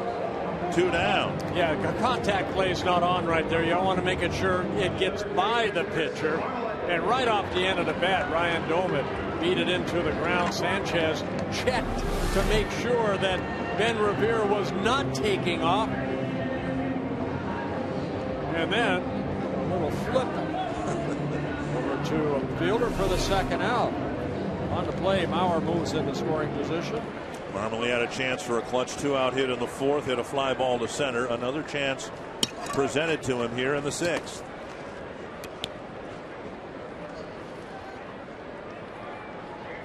Breaking ball over for strike 1. Great chance for the Twins. Revere grinded out a leadoff walk. Mauer with a ground ball single, first and third, nobody out. And it'll take a hit by Parmelee to break the ice.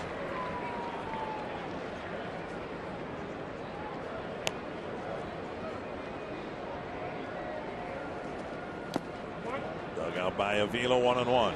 Remember I said in the fifth inning where Liam Hendricks ran into trouble, there are 1 or 2, maybe 3 times throughout a ball game, if you go deep into the game, that you really have to make some good quality pitches. Hendricks only had really the fifth inning that he was more or less under duress, where Sanchez, he's been under duress about 2 or 3 times in this ball game. But he's made some very good pitches here in the sixth inning to get 2 outs with runners at first and third. 1-1 to Parmelee. 2-1. Tigers, of course, have a base open, but Parmelee struggled the last couple of ball games. Plouffe is the on-deck hitter. 97 pitches for Sanchez. Sanchez trying to wriggle out of a jam in the 6th.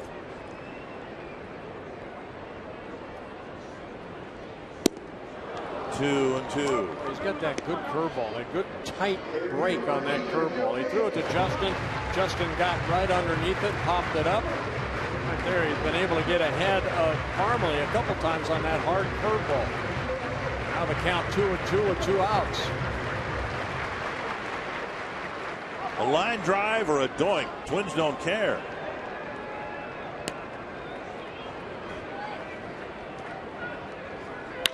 It's a line drive caught by Cabrera. What a catch by Miguel Cabrera to end the inning. You need help from your defense. Sanchez got it.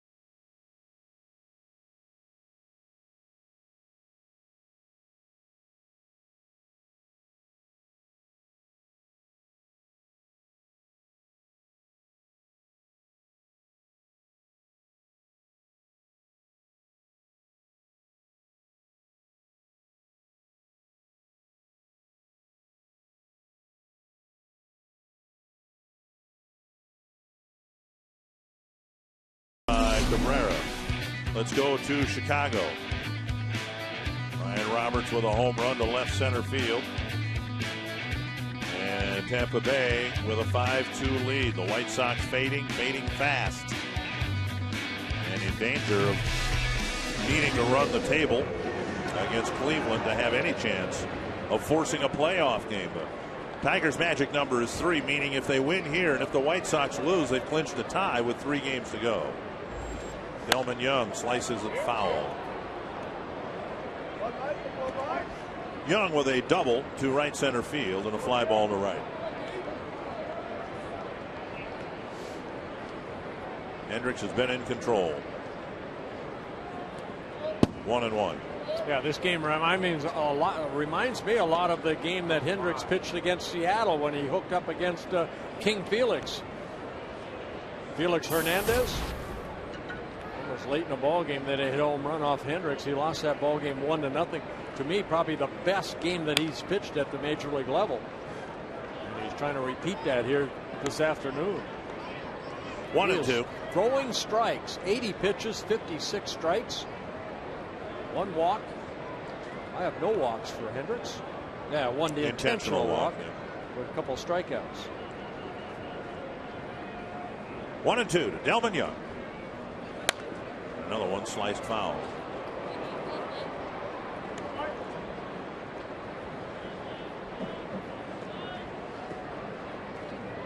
Hendricks pitched well against Seattle, lost a tough pitcher's duel, locked in another one here in the glare of the pennant race.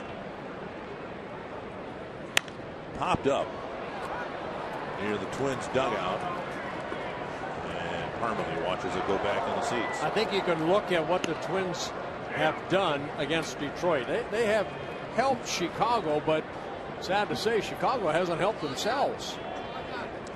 You know, Twins won here on Friday night. They won the doubleheader in Detroit. lost yesterday, but you know, the players doing the best they can to try to, you know, help Chicago out, but Chicago has to win.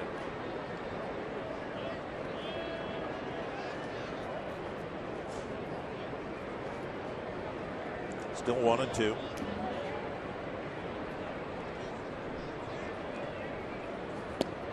Slowest breaking ball of the day, and Young waves at it, 1 down. Yeah, third strikeout for Hendricks. He has been outstanding here. Big slow curveball. And Delman, a strikeout victim. Fox Tracks brought to you by Carrier. Here's Andy Dirks, a liner to center and a single. Easier said than done. You talked about that before. But I can imagine Terry Ryan in spring training next year bringing in a whole bunch of starting pitching candidates, either acquired in trade, through free agency perhaps. Close pitch 1-1. Minor league free agents, and then settling on a group of 10. Here's this pitch a little bit low, I guess. Tell you what, I don't think Jim Wolf has not called that low pitch. Remember the 2-1 pitch to Joe Mauer right there? That's a good pitch right there to Dirks. Not called a strike. 2-1. But you can imagine the Twins having a group of 10 maybe to draw from. 3-1. If the last couple of years taught us anything, it's that people are going to get hurt. You're going to need to call on AAA to come in and fill out your rotation from time to time through injury or ineffectiveness.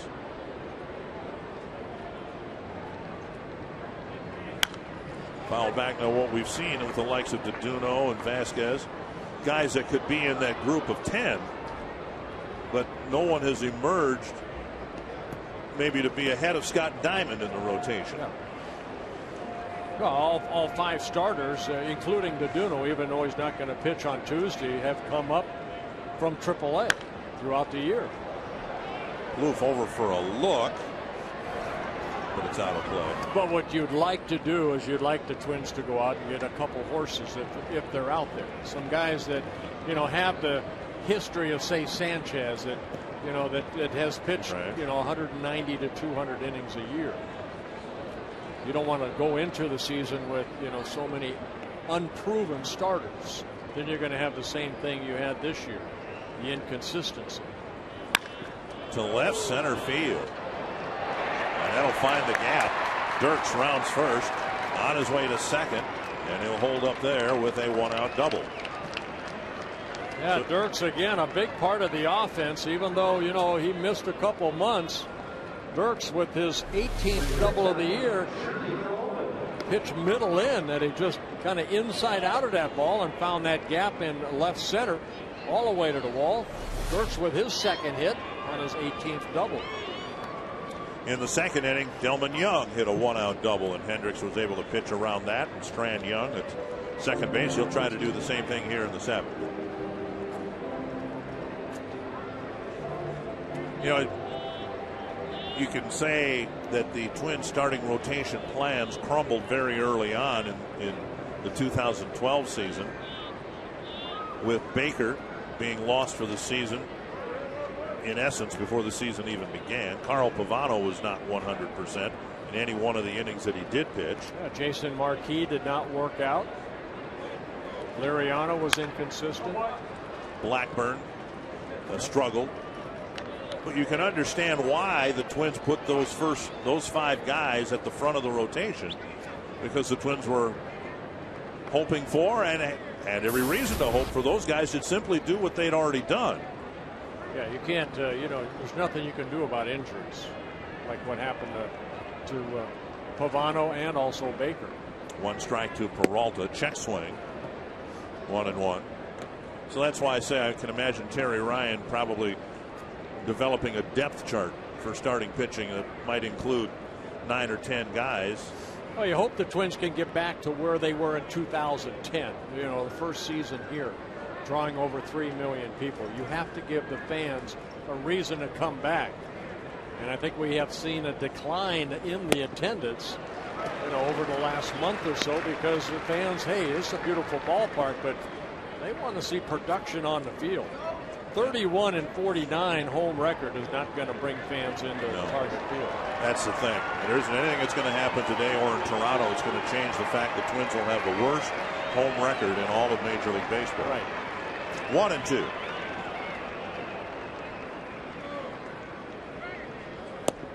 And you know what, Dick? Still tip it to the fans here in Minnesota.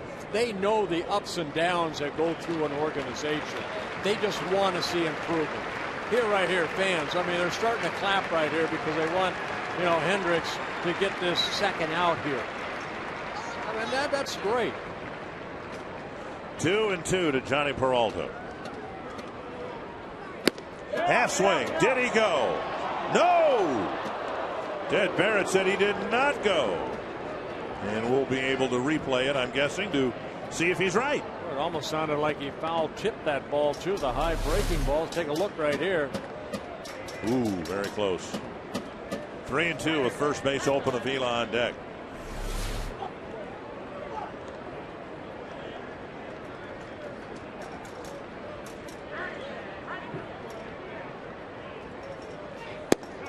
Just off the plate, and Peralta draws a walk.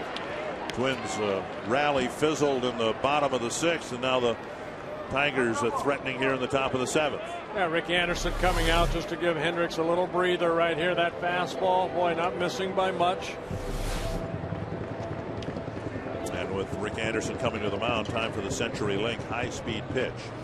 Yeah, Liam Hendricks outstanding so far at 93. Sanchez at 97. Sanchez with 99 pitches in 6 innings, 6 shutout innings. Next batter is Alex Avila, and he's been called out on strikes twice by Liam Hendricks.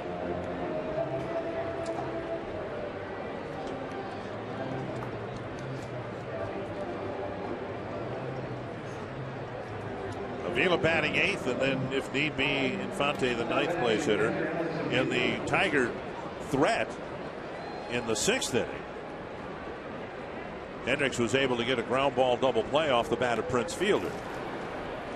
Casey Fiend had a disappointing outing yesterday. He's warming up here in the top of the 7th.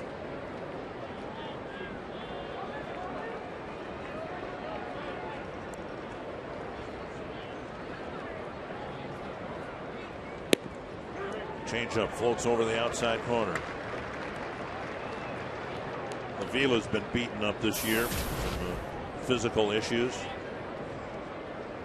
Average has suffered because of it.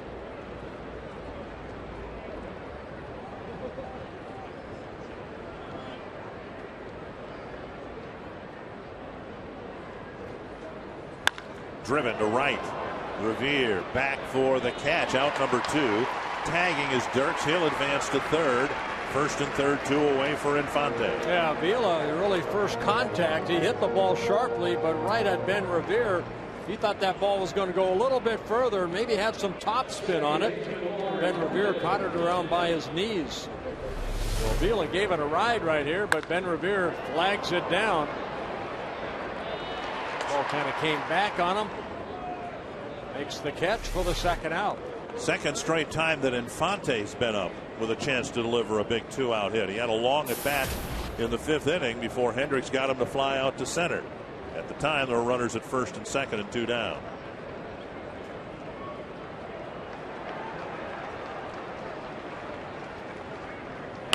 Bouncer left side. Loof makes the play, and another good inning for Liam Hendricks. He's pitched out of trouble in each of the last 3 innings. 7 shutout innings for Hendricks.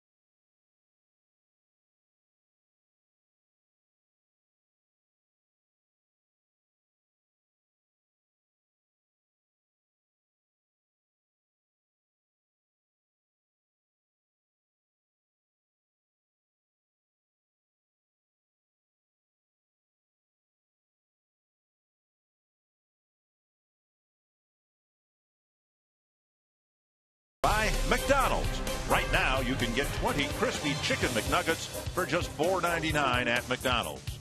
And by AT&T, the nation's largest 4G network. AT&T. Rethink possible. And casino story of the game, and not a run has scored here today. Yeah, pitcher's duel here this afternoon. Sanchez has been outstanding.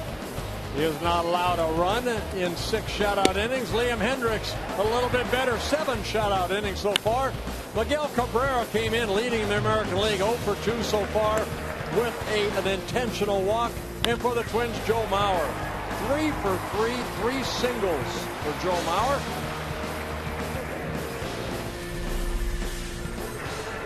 And Liam Hendricks will finish his 2012 season with a brilliant effort, 7 shutout innings.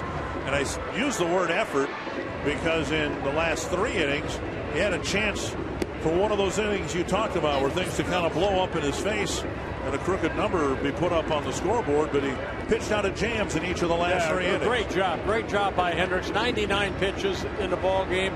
One more pitch he may have been exploded, so they took him out of the game. They didn't want that to happen. 3 strikeouts, 7 shutout innings.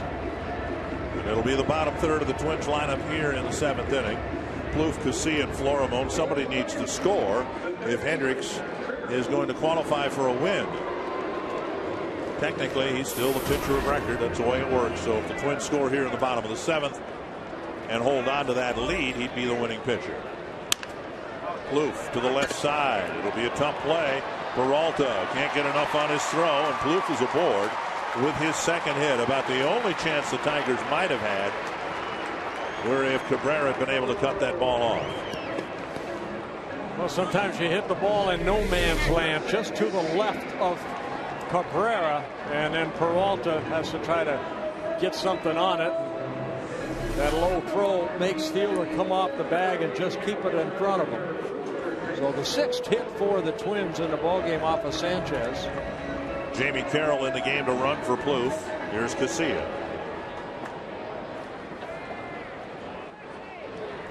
Casilla with a slug bunt for a base hit. Then he stole a couple of bases and ended up being left at third. A sacrifice attempt here. Good bunt. A wonderful bunt.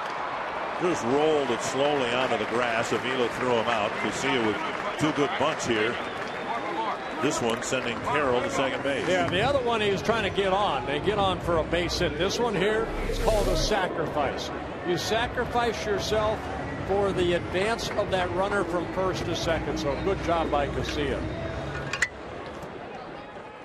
Here's Florimon. Struck out with Casilla at third and only 1 out in his last at bat. Trying to get Carroll in from second base.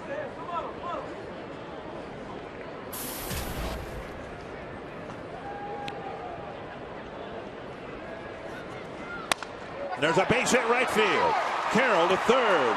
He's coming around, and Florimon delivers the icebreaker.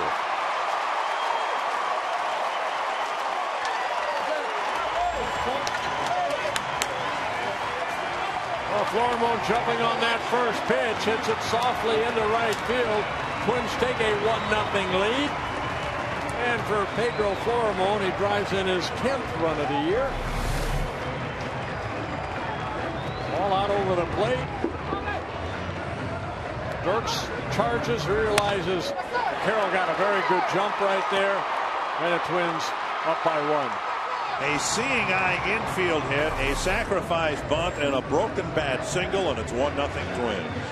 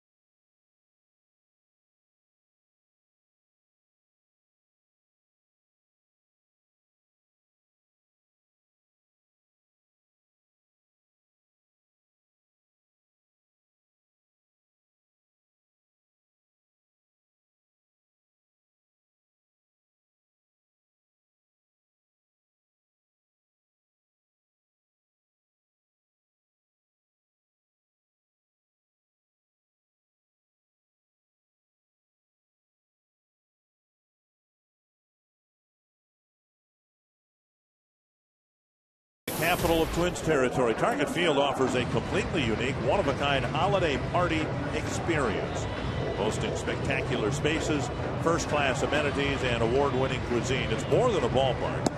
It's the perfect place to host your company's holiday celebration. Learn more at www.targetfieldevents.com or by calling 612-659-3870 and speaking with a Target Field Events representative. Well, Phil Coke coming into the ballgame, making his 65th relief appearance. He worked here on Friday night.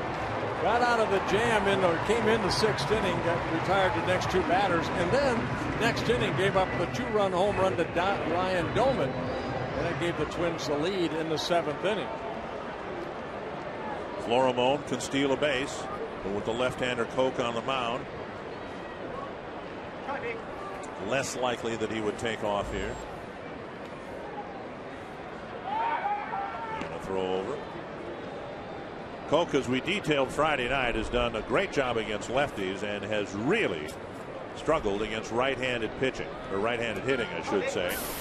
And the big moment in the ballgame Friday was Coke trying to get switch hitter Ryan Doman out, and Doman hit the home run. And Florimone dives back again. Phil Coke in his third season with the Tigers came up with the Yankees in 2008.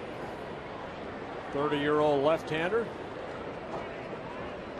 There's a difference between righties and lefties. That's a frighteningly high batting average against right-handed batters.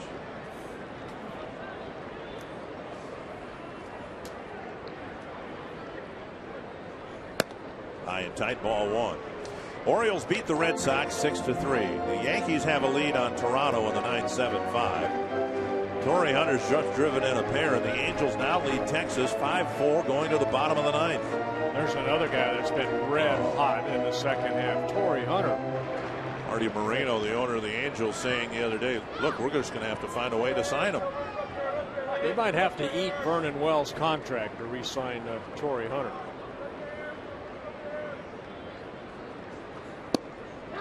Called strike, 1-1. And Cleveland thumped the Royals 15-3.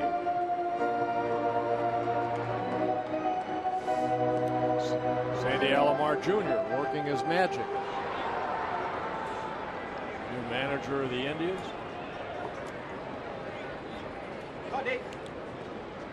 Well, Liam Hendricks can only watch, but he has a 1-0 lead. He's a pitcher's record.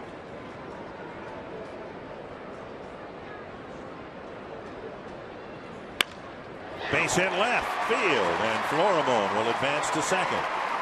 So Span against Coke delivers a single, and now Revere will hit. The Vikings defeated the Lions in Detroit this afternoon. After the game, read Brian Hall's analysis at FoxSportsNorth.com. Yeah, not too often do the football team play the same, town, city. Never happens when the Vikings play Green Bay. No, never happens. But congratulations to the Vikings, going 3-1 on the season.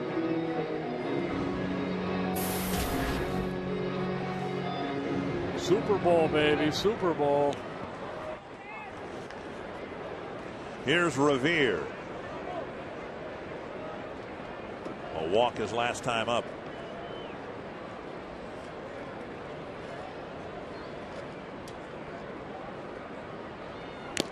Swing and a foul. Revere faced Coke here on Friday night. He ended up striking out against him. First batter that Coke faced.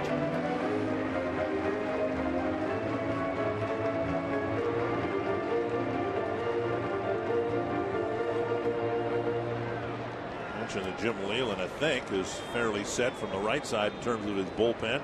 Should the Tigers be a playoff team, but then the other night Octavio Dotel came up with a biceps injury. Taken low and away, 1-1.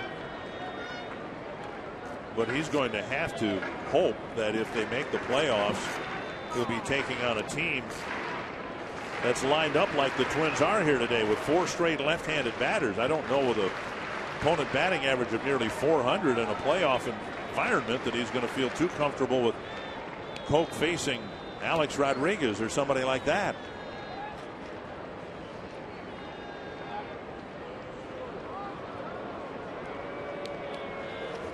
So it might be that Koch will be nothing more than a situational lefty come playoff time if the Tigers get there. Yeah, Koch will come in with a good fastball in the mid-90s and then that hard slider. There's the hard slider. Taken low.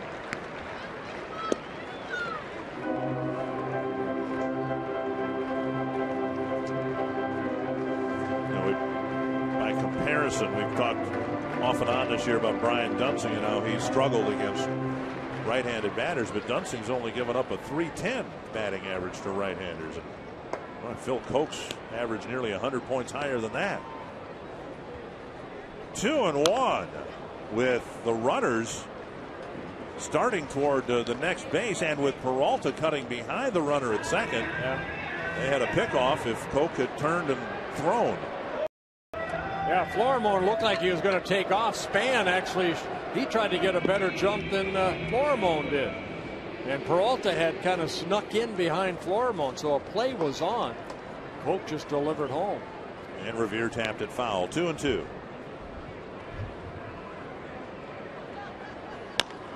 A little nubber. And Avila off balance makes an on-target throw. Nice play right there by Alex Avila after come running out the way he did. Calls Koch off. Koch got out of the way so Avila could barehand it and get the speedy Ben Revere. Swinging bunt right here. Look at Avila come charging out. And then on the run makes a nice flip over to fielder. Fans getting into the Mauer plate appearance here, but he very likely will be intentionally walked. With another left-handed batter, Morneau, on deck. Yeah, Mauer already 3 for 3 in the ball game, and Justin, I think we've seen he is not swinging a bat real well, so Avila already sticking that glove out. They're going to go ahead and intentionally walk Joe Mauer, which is the right move.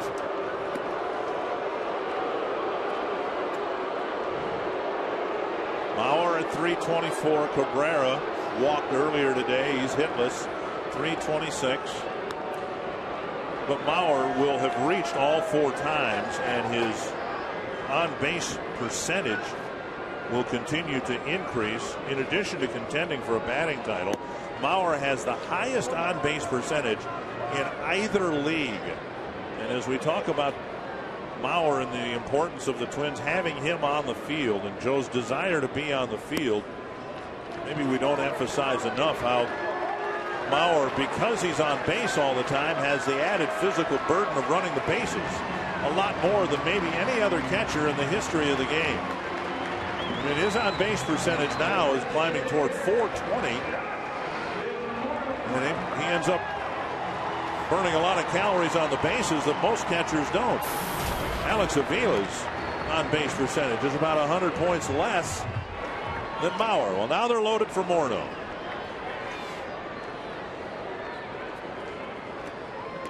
Justin faced Koch here on Friday night. Hit a ground ball to fielder. That fielder messed up for an error. Then Doman's 2-run home run. But here, first ball swinging, hits a ground ball for the final out. Twins get a run to lead 3.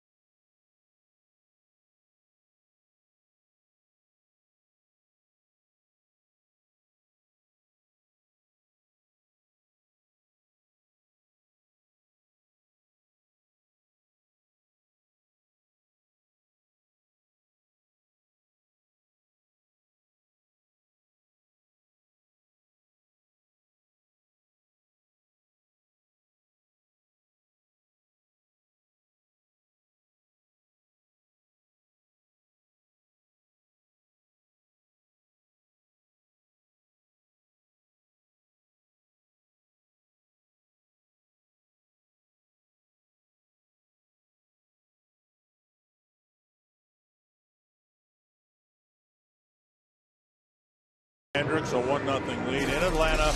Special moment for a special player, Chipper Jones. Yeah, Jones retiring at the end of the year. The fans giving him a standing ovation in his last regular season home game at Turner Field. And there's, of course, all sorts of doubt about whether it'll be his last game there because of the Braves' status, contending for a wild card spot. But there's no guarantee they're going to have a home game. Right. Well, Jared Burton coming into the ball game, making his 63rd relief appearance. Very good, 1.95 earned run average. Only 38 hits allowed in 60 innings pitched. Burton worked the 8th inning, came into the 8th inning here on Friday night, 2/3 of an inning. Threw 5 pitches, all of them for strikes.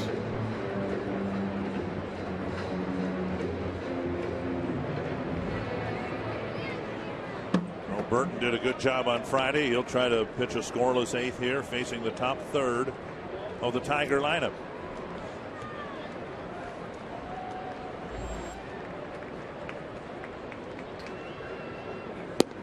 Down and away, ball 1. Actually, Atlanta, assuming they get into the playoffs, would host the wild card game in the National League, I believe.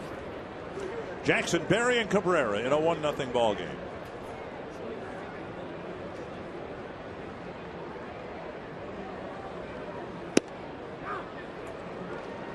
Burton said after the game on Friday, there's Jamie Carroll at third base, that his off-speed stuff was so good he didn't even throw a fastball against the Tigers on Friday. Yeah, that's that circle changeup. Great arm motion.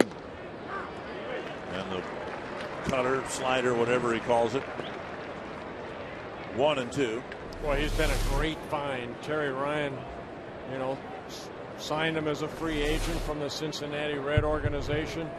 He has been outstanding out in that bullpen. Up the middle on a 1-2 pitch. Jackson's aboard with his 2nd straight hit. This copyrighted telecast presented by the authority of the Minnesota Twins and may not be reproduced or retransmitted in any form. And the accounts and descriptions of this game may not be disseminated without the express written consent of the Minnesota Twins, LLC. So the leadoff man aboard in the 6th inning in a scoreless game. The Tigers had Berry drop down a sacrifice bunt, getting Jackson to second. Then Cabrera was intentionally walked. Fielder hit into a double play. So we'll see first what the Tiger strategy is here as a visiting team down a run late. Maybe less apt to give up an out, but we'll see. The Twins have Carroll in on the grass at third. Poke foul, and Berry swinging away. Well, you know what? If Berry bunts right here, you take the bat out of Cabrera's hand. Now, you put it in the fielder's. But I think what he wants both these guys to be able to swing. Cabrera and Fielder. So Berry not asked to bunt. He's asked to hopefully, for their sake, move Jackson into scoring position. And an important throw over by Burton because Jackson can steal a base. Although he's been thrown out 9 times, he does have a dozen steals.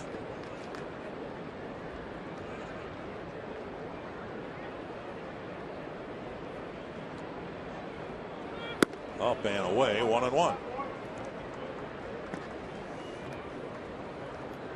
Jackson has had his batting average over 300 almost all year long. Rare is the game that starts with his batting average below 300, and with his 2 hits tonight, he's got it back over 300. Tough guy to double up here, too, in Quentin Berry. Only 4 double plays he's hit into.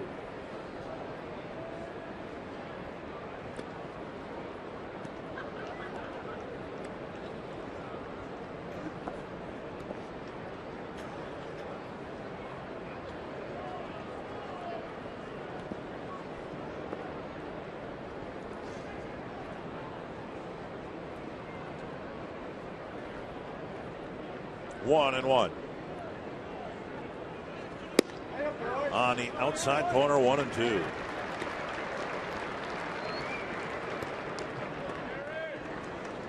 So Burton, who got ahead of Jackson before giving up the leadoff single, gets ahead of Berry.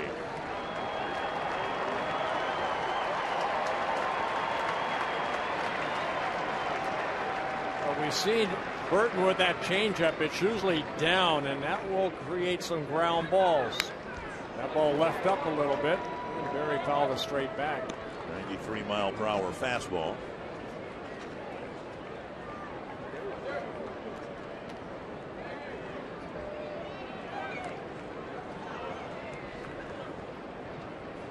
Angels won the first game with Texas, tightening up the West, tightening up the wild card.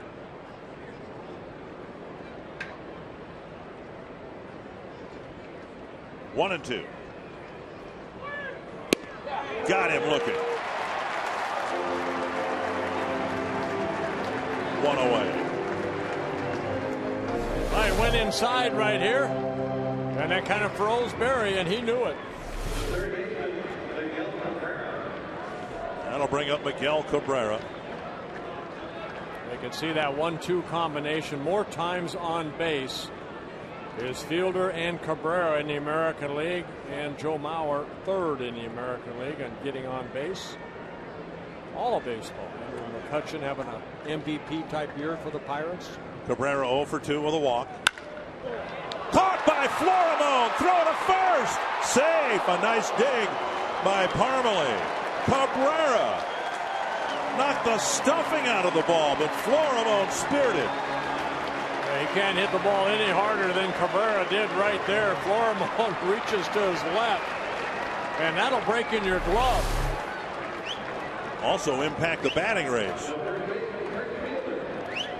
Cabrera can't believe it. I can't hit that ball any harder. There's Florimone leaping up and almost got the double play as Jackson had to dive back into the bag.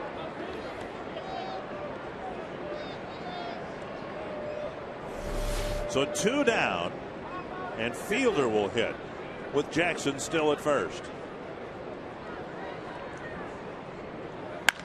To left and deep. Going back is Dolman. That's gone. A home run.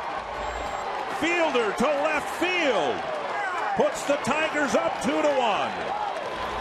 That's why that's one of the hardest 1-2 combinations in the big game of baseball. Cabrera couldn't have hit it any harder. Fielder jumping on the first pitch and putting the Tigers up 2-1. And for Burton, who has done such a great job this year keeping the ball in the ballpark, just the 5th home run allowed in over 60 innings. And it's the first home run that Burton has allowed since he allowed one in Chicago back in the middle of May. Fielder with his 30th home run of the year. And another one that just barely made it over the wall into the flowers. Young on one hop to Carroll. The Tigers take a 1-run lead on a clutch home run from Prince Fielder. It's 2-1 Detroit.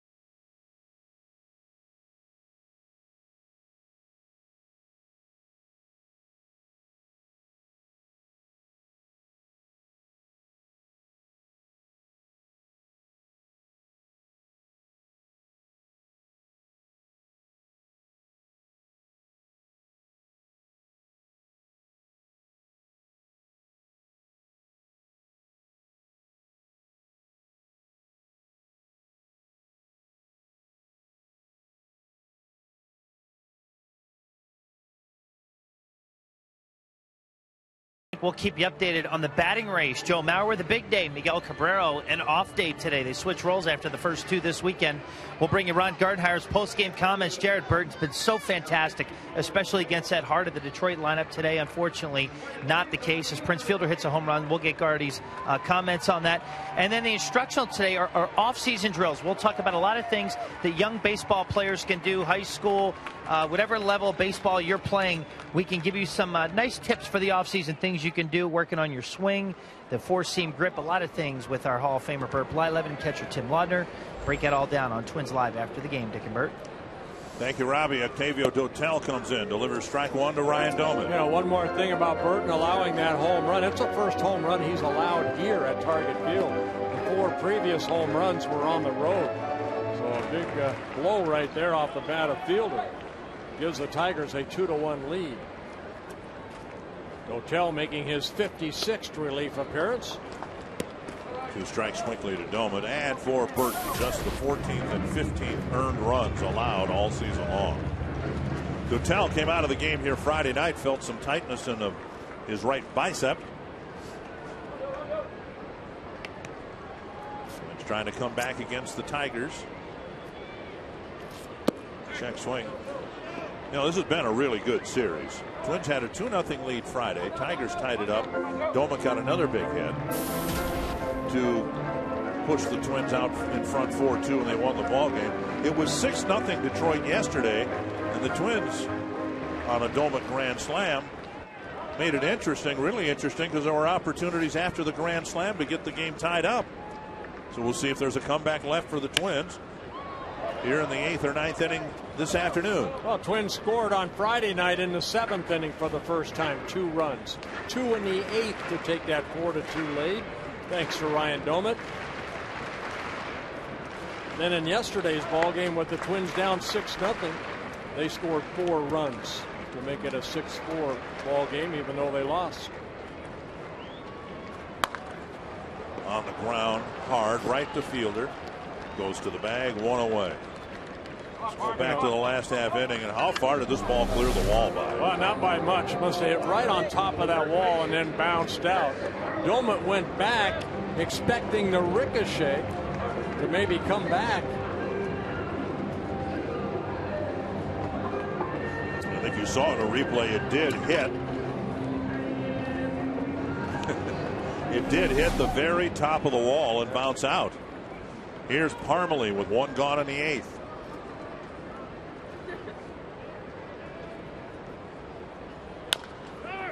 Chopped up the line, an easy play for Fielder. 2 down. And that'll bring up Jamie Carroll.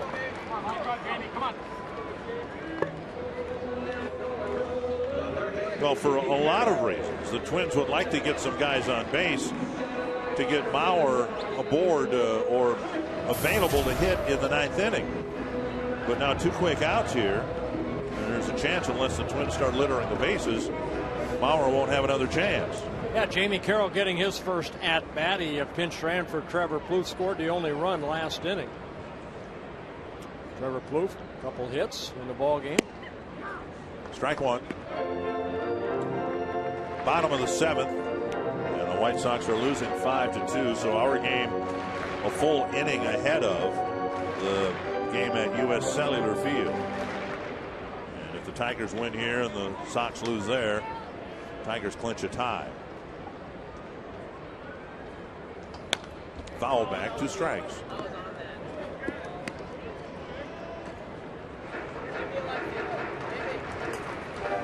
Dotel, as we mentioned here on Friday night, 13 different Major League teams he has played for. First one back in 1999 with the Mets.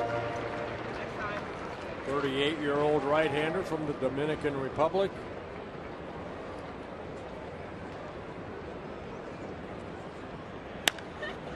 That's down the line, and that's going to drop for a hit. Carroll's aboard. The ball almost got by Dirks, who spun his wheels near the warning track.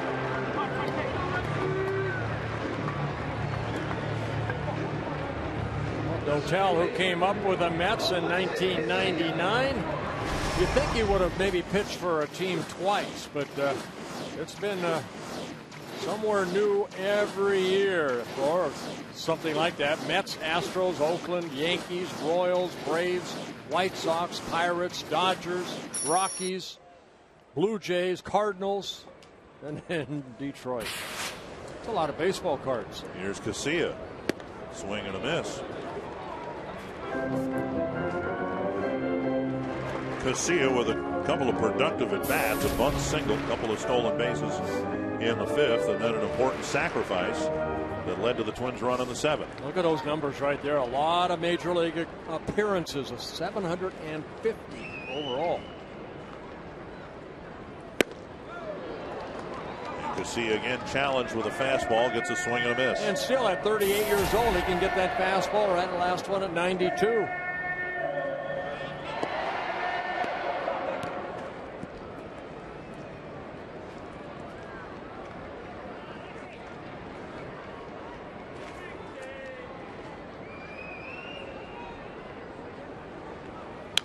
Foul back.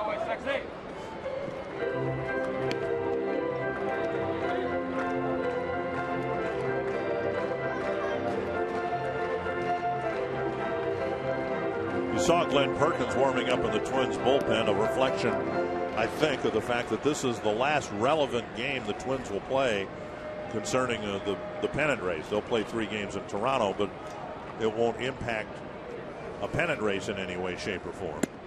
Just off the plate. And the Tigers, several of them, started heading toward the dugout. Yeah, just missing outside. Another nice attendance here, 32,554. So the total this year for the Twins in 81 ball games, 2,776,356 fans. Twins, thank you very much. Casilla with a base hit to right. Carroll will round second and go to third. And so the bottom of the Twins lineup starting a 2-out rally. Casilla picking up his second hit. And with 2 outs, Carroll scooting off with a crack of the bat. He makes it over to third. Fastball down. Carroll had to wait to get up that ball and get through. And he scoots over to third. So runners at the corners, 2 outs. See if Florimone can do it again. Jumped on the first pitch he saw last inning. Dropped an RBI hit into right.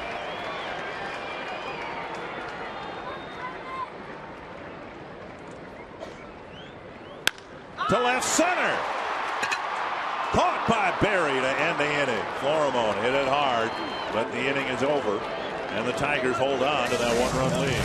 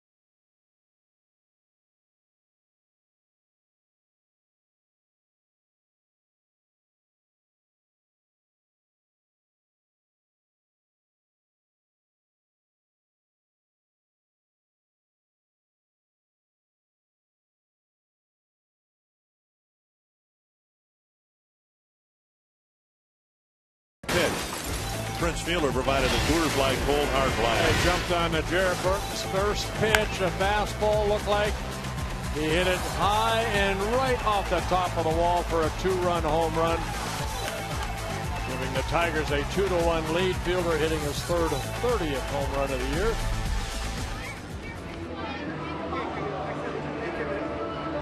So Glenn Perkins will pitch the ninth. Liam Hendricks pitched awfully well, but won't get the win because of the turnaround in the 8th inning. And Perkins, as we said, this is the last really critical game that the Twins are playing in terms of impact on the standings. So Perkins will pitch the ninth.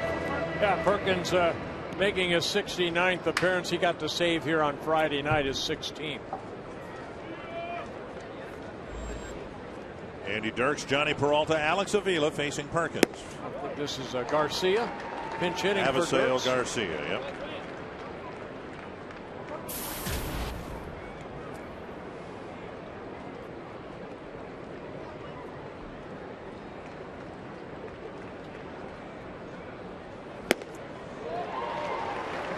Fastballs, 2 swings and misses. No fooling around when Perkins is out there. Basically, here it is, hit it if you can. Good fastball in the mid-90s, and then that hard slider.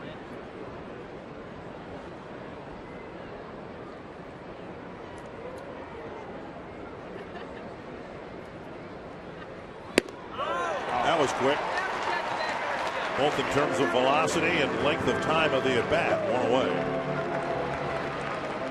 The Twins have teamed up with the Minnesota DNR to turn broken lumber into new trees every time this season that a Twins pitcher breaks an opponent's bat. 100 new trees will be planted in Minnesota State parks and trails. The Twins support the state parks. You can too. Learn more at www.mndnr.gov. So now a slider for a strike at the knees to Peralta.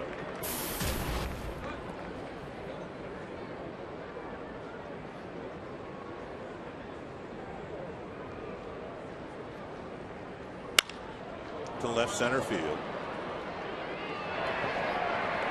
And a sliding catch made by Doman. Span kind of loped after the ball, and Doman had to cover more ground than Span did there for some good reason. job by Ryan Doman right there. Span was shading, I think, Peralta a little bit toward right center. The ball hit high enough, allows Doman to scoot over, and he called off Span right there. Nice sliding catch by Ryan Doman, picking it right off the ground. 2 down. Last time that Doman will be wearing the home whites this year, and he's got grass stains all over him. Avila will hit with 2 gone. Strike 1. You mentioned the attendance this year, just a remarkable total given the product on the field not being as good as anyone would have liked. Jose Valverde warming up. He'll get a save opportunity in the bottom of the 9th, presumably. 2 strikes. 2,776,354 fans.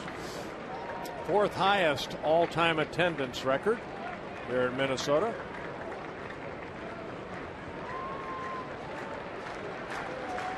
The 3-year average at Target Field just over 3 million.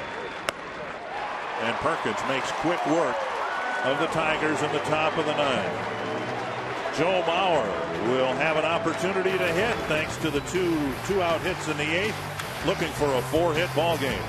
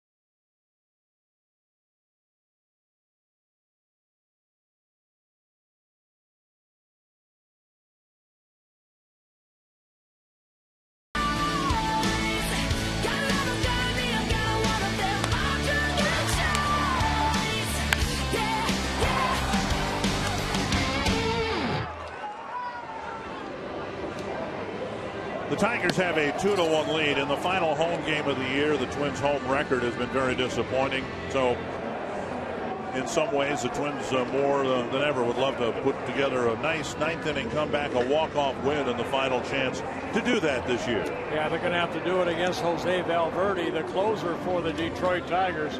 He picked up his 33rd save in yesterday afternoon's ball game. 33 for 38 in save opportunities. Valverde pitched the ninth inning, of course, did have a walk. He ended up throwing 19 pitches, only 9 for strikes. So it'll be Span, Revere, and Mauer here in the ninth inning. Garcia in the ball game, staying in right field. Span with a base hit his last time up.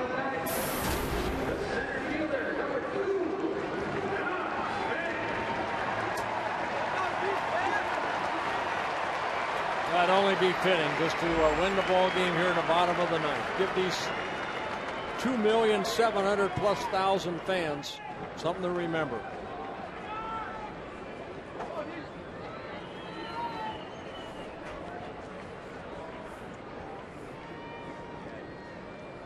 Up and away, ball one. Span with a fly ball, a couple of ground balls, and then the base hit in the seventh.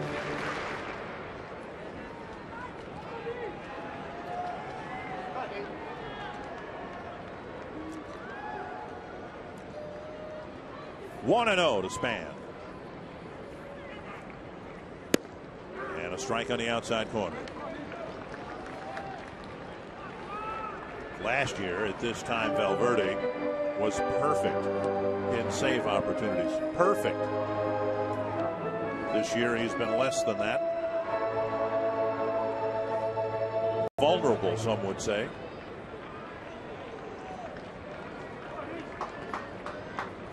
One and 1 to Span.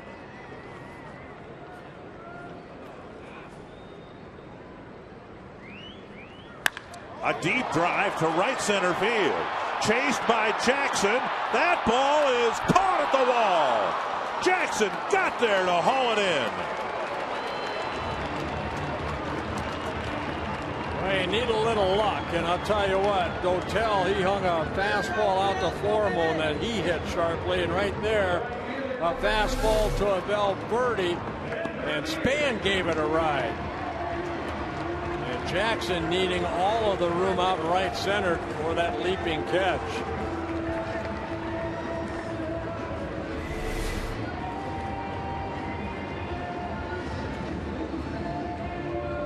That'll bring up Revere. Span gave it a ride, nearly gave the fans here a big thrill. Instead, now Revere with one out, and the base is empty. We'll try to get a board for Mauer.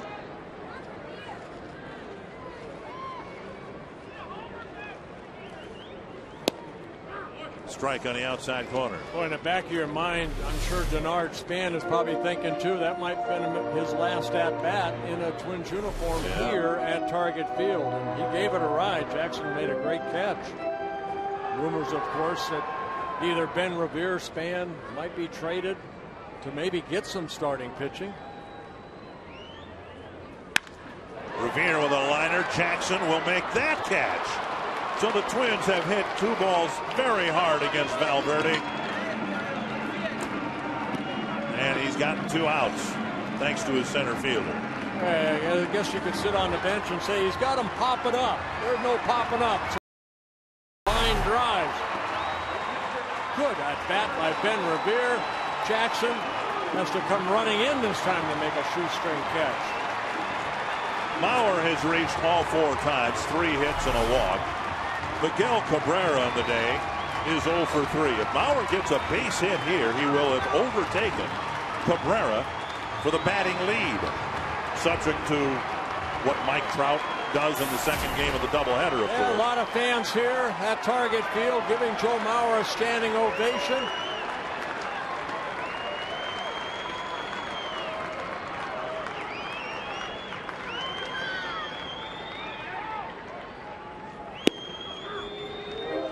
the nature of these things, isn't it? Mauer didn't get a hit Friday, didn't get a hit Saturday, and it looked like Cabrera was pulling away.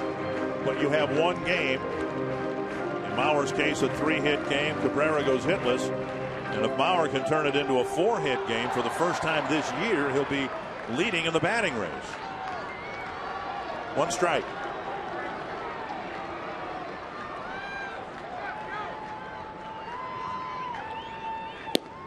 2 strikes. Both fastballs away from Valverde.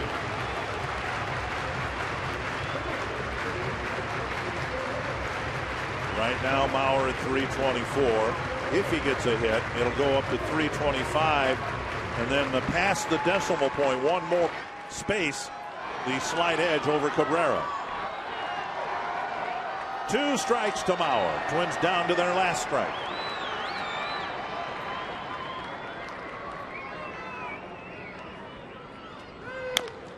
A bouncer up the line. Fielder will field it, and the Tigers end up with the series win. A nail biter here, 2-1. And the Jimmy John's delivery of the game, a late home. Yeah, Fielder hitting his 30th home run gave the Tigers a 2-1 lead, and they held on to beat the Twins by that score. Kevin Gorg, the Tigers will be watching the final inning of the White Sox game, but the Twins have played their final inning at Target Field this year. No doubt we'll keep you updated on that game, and we'll have a nice presentation of Twins Live presented by CenturyLink as Liam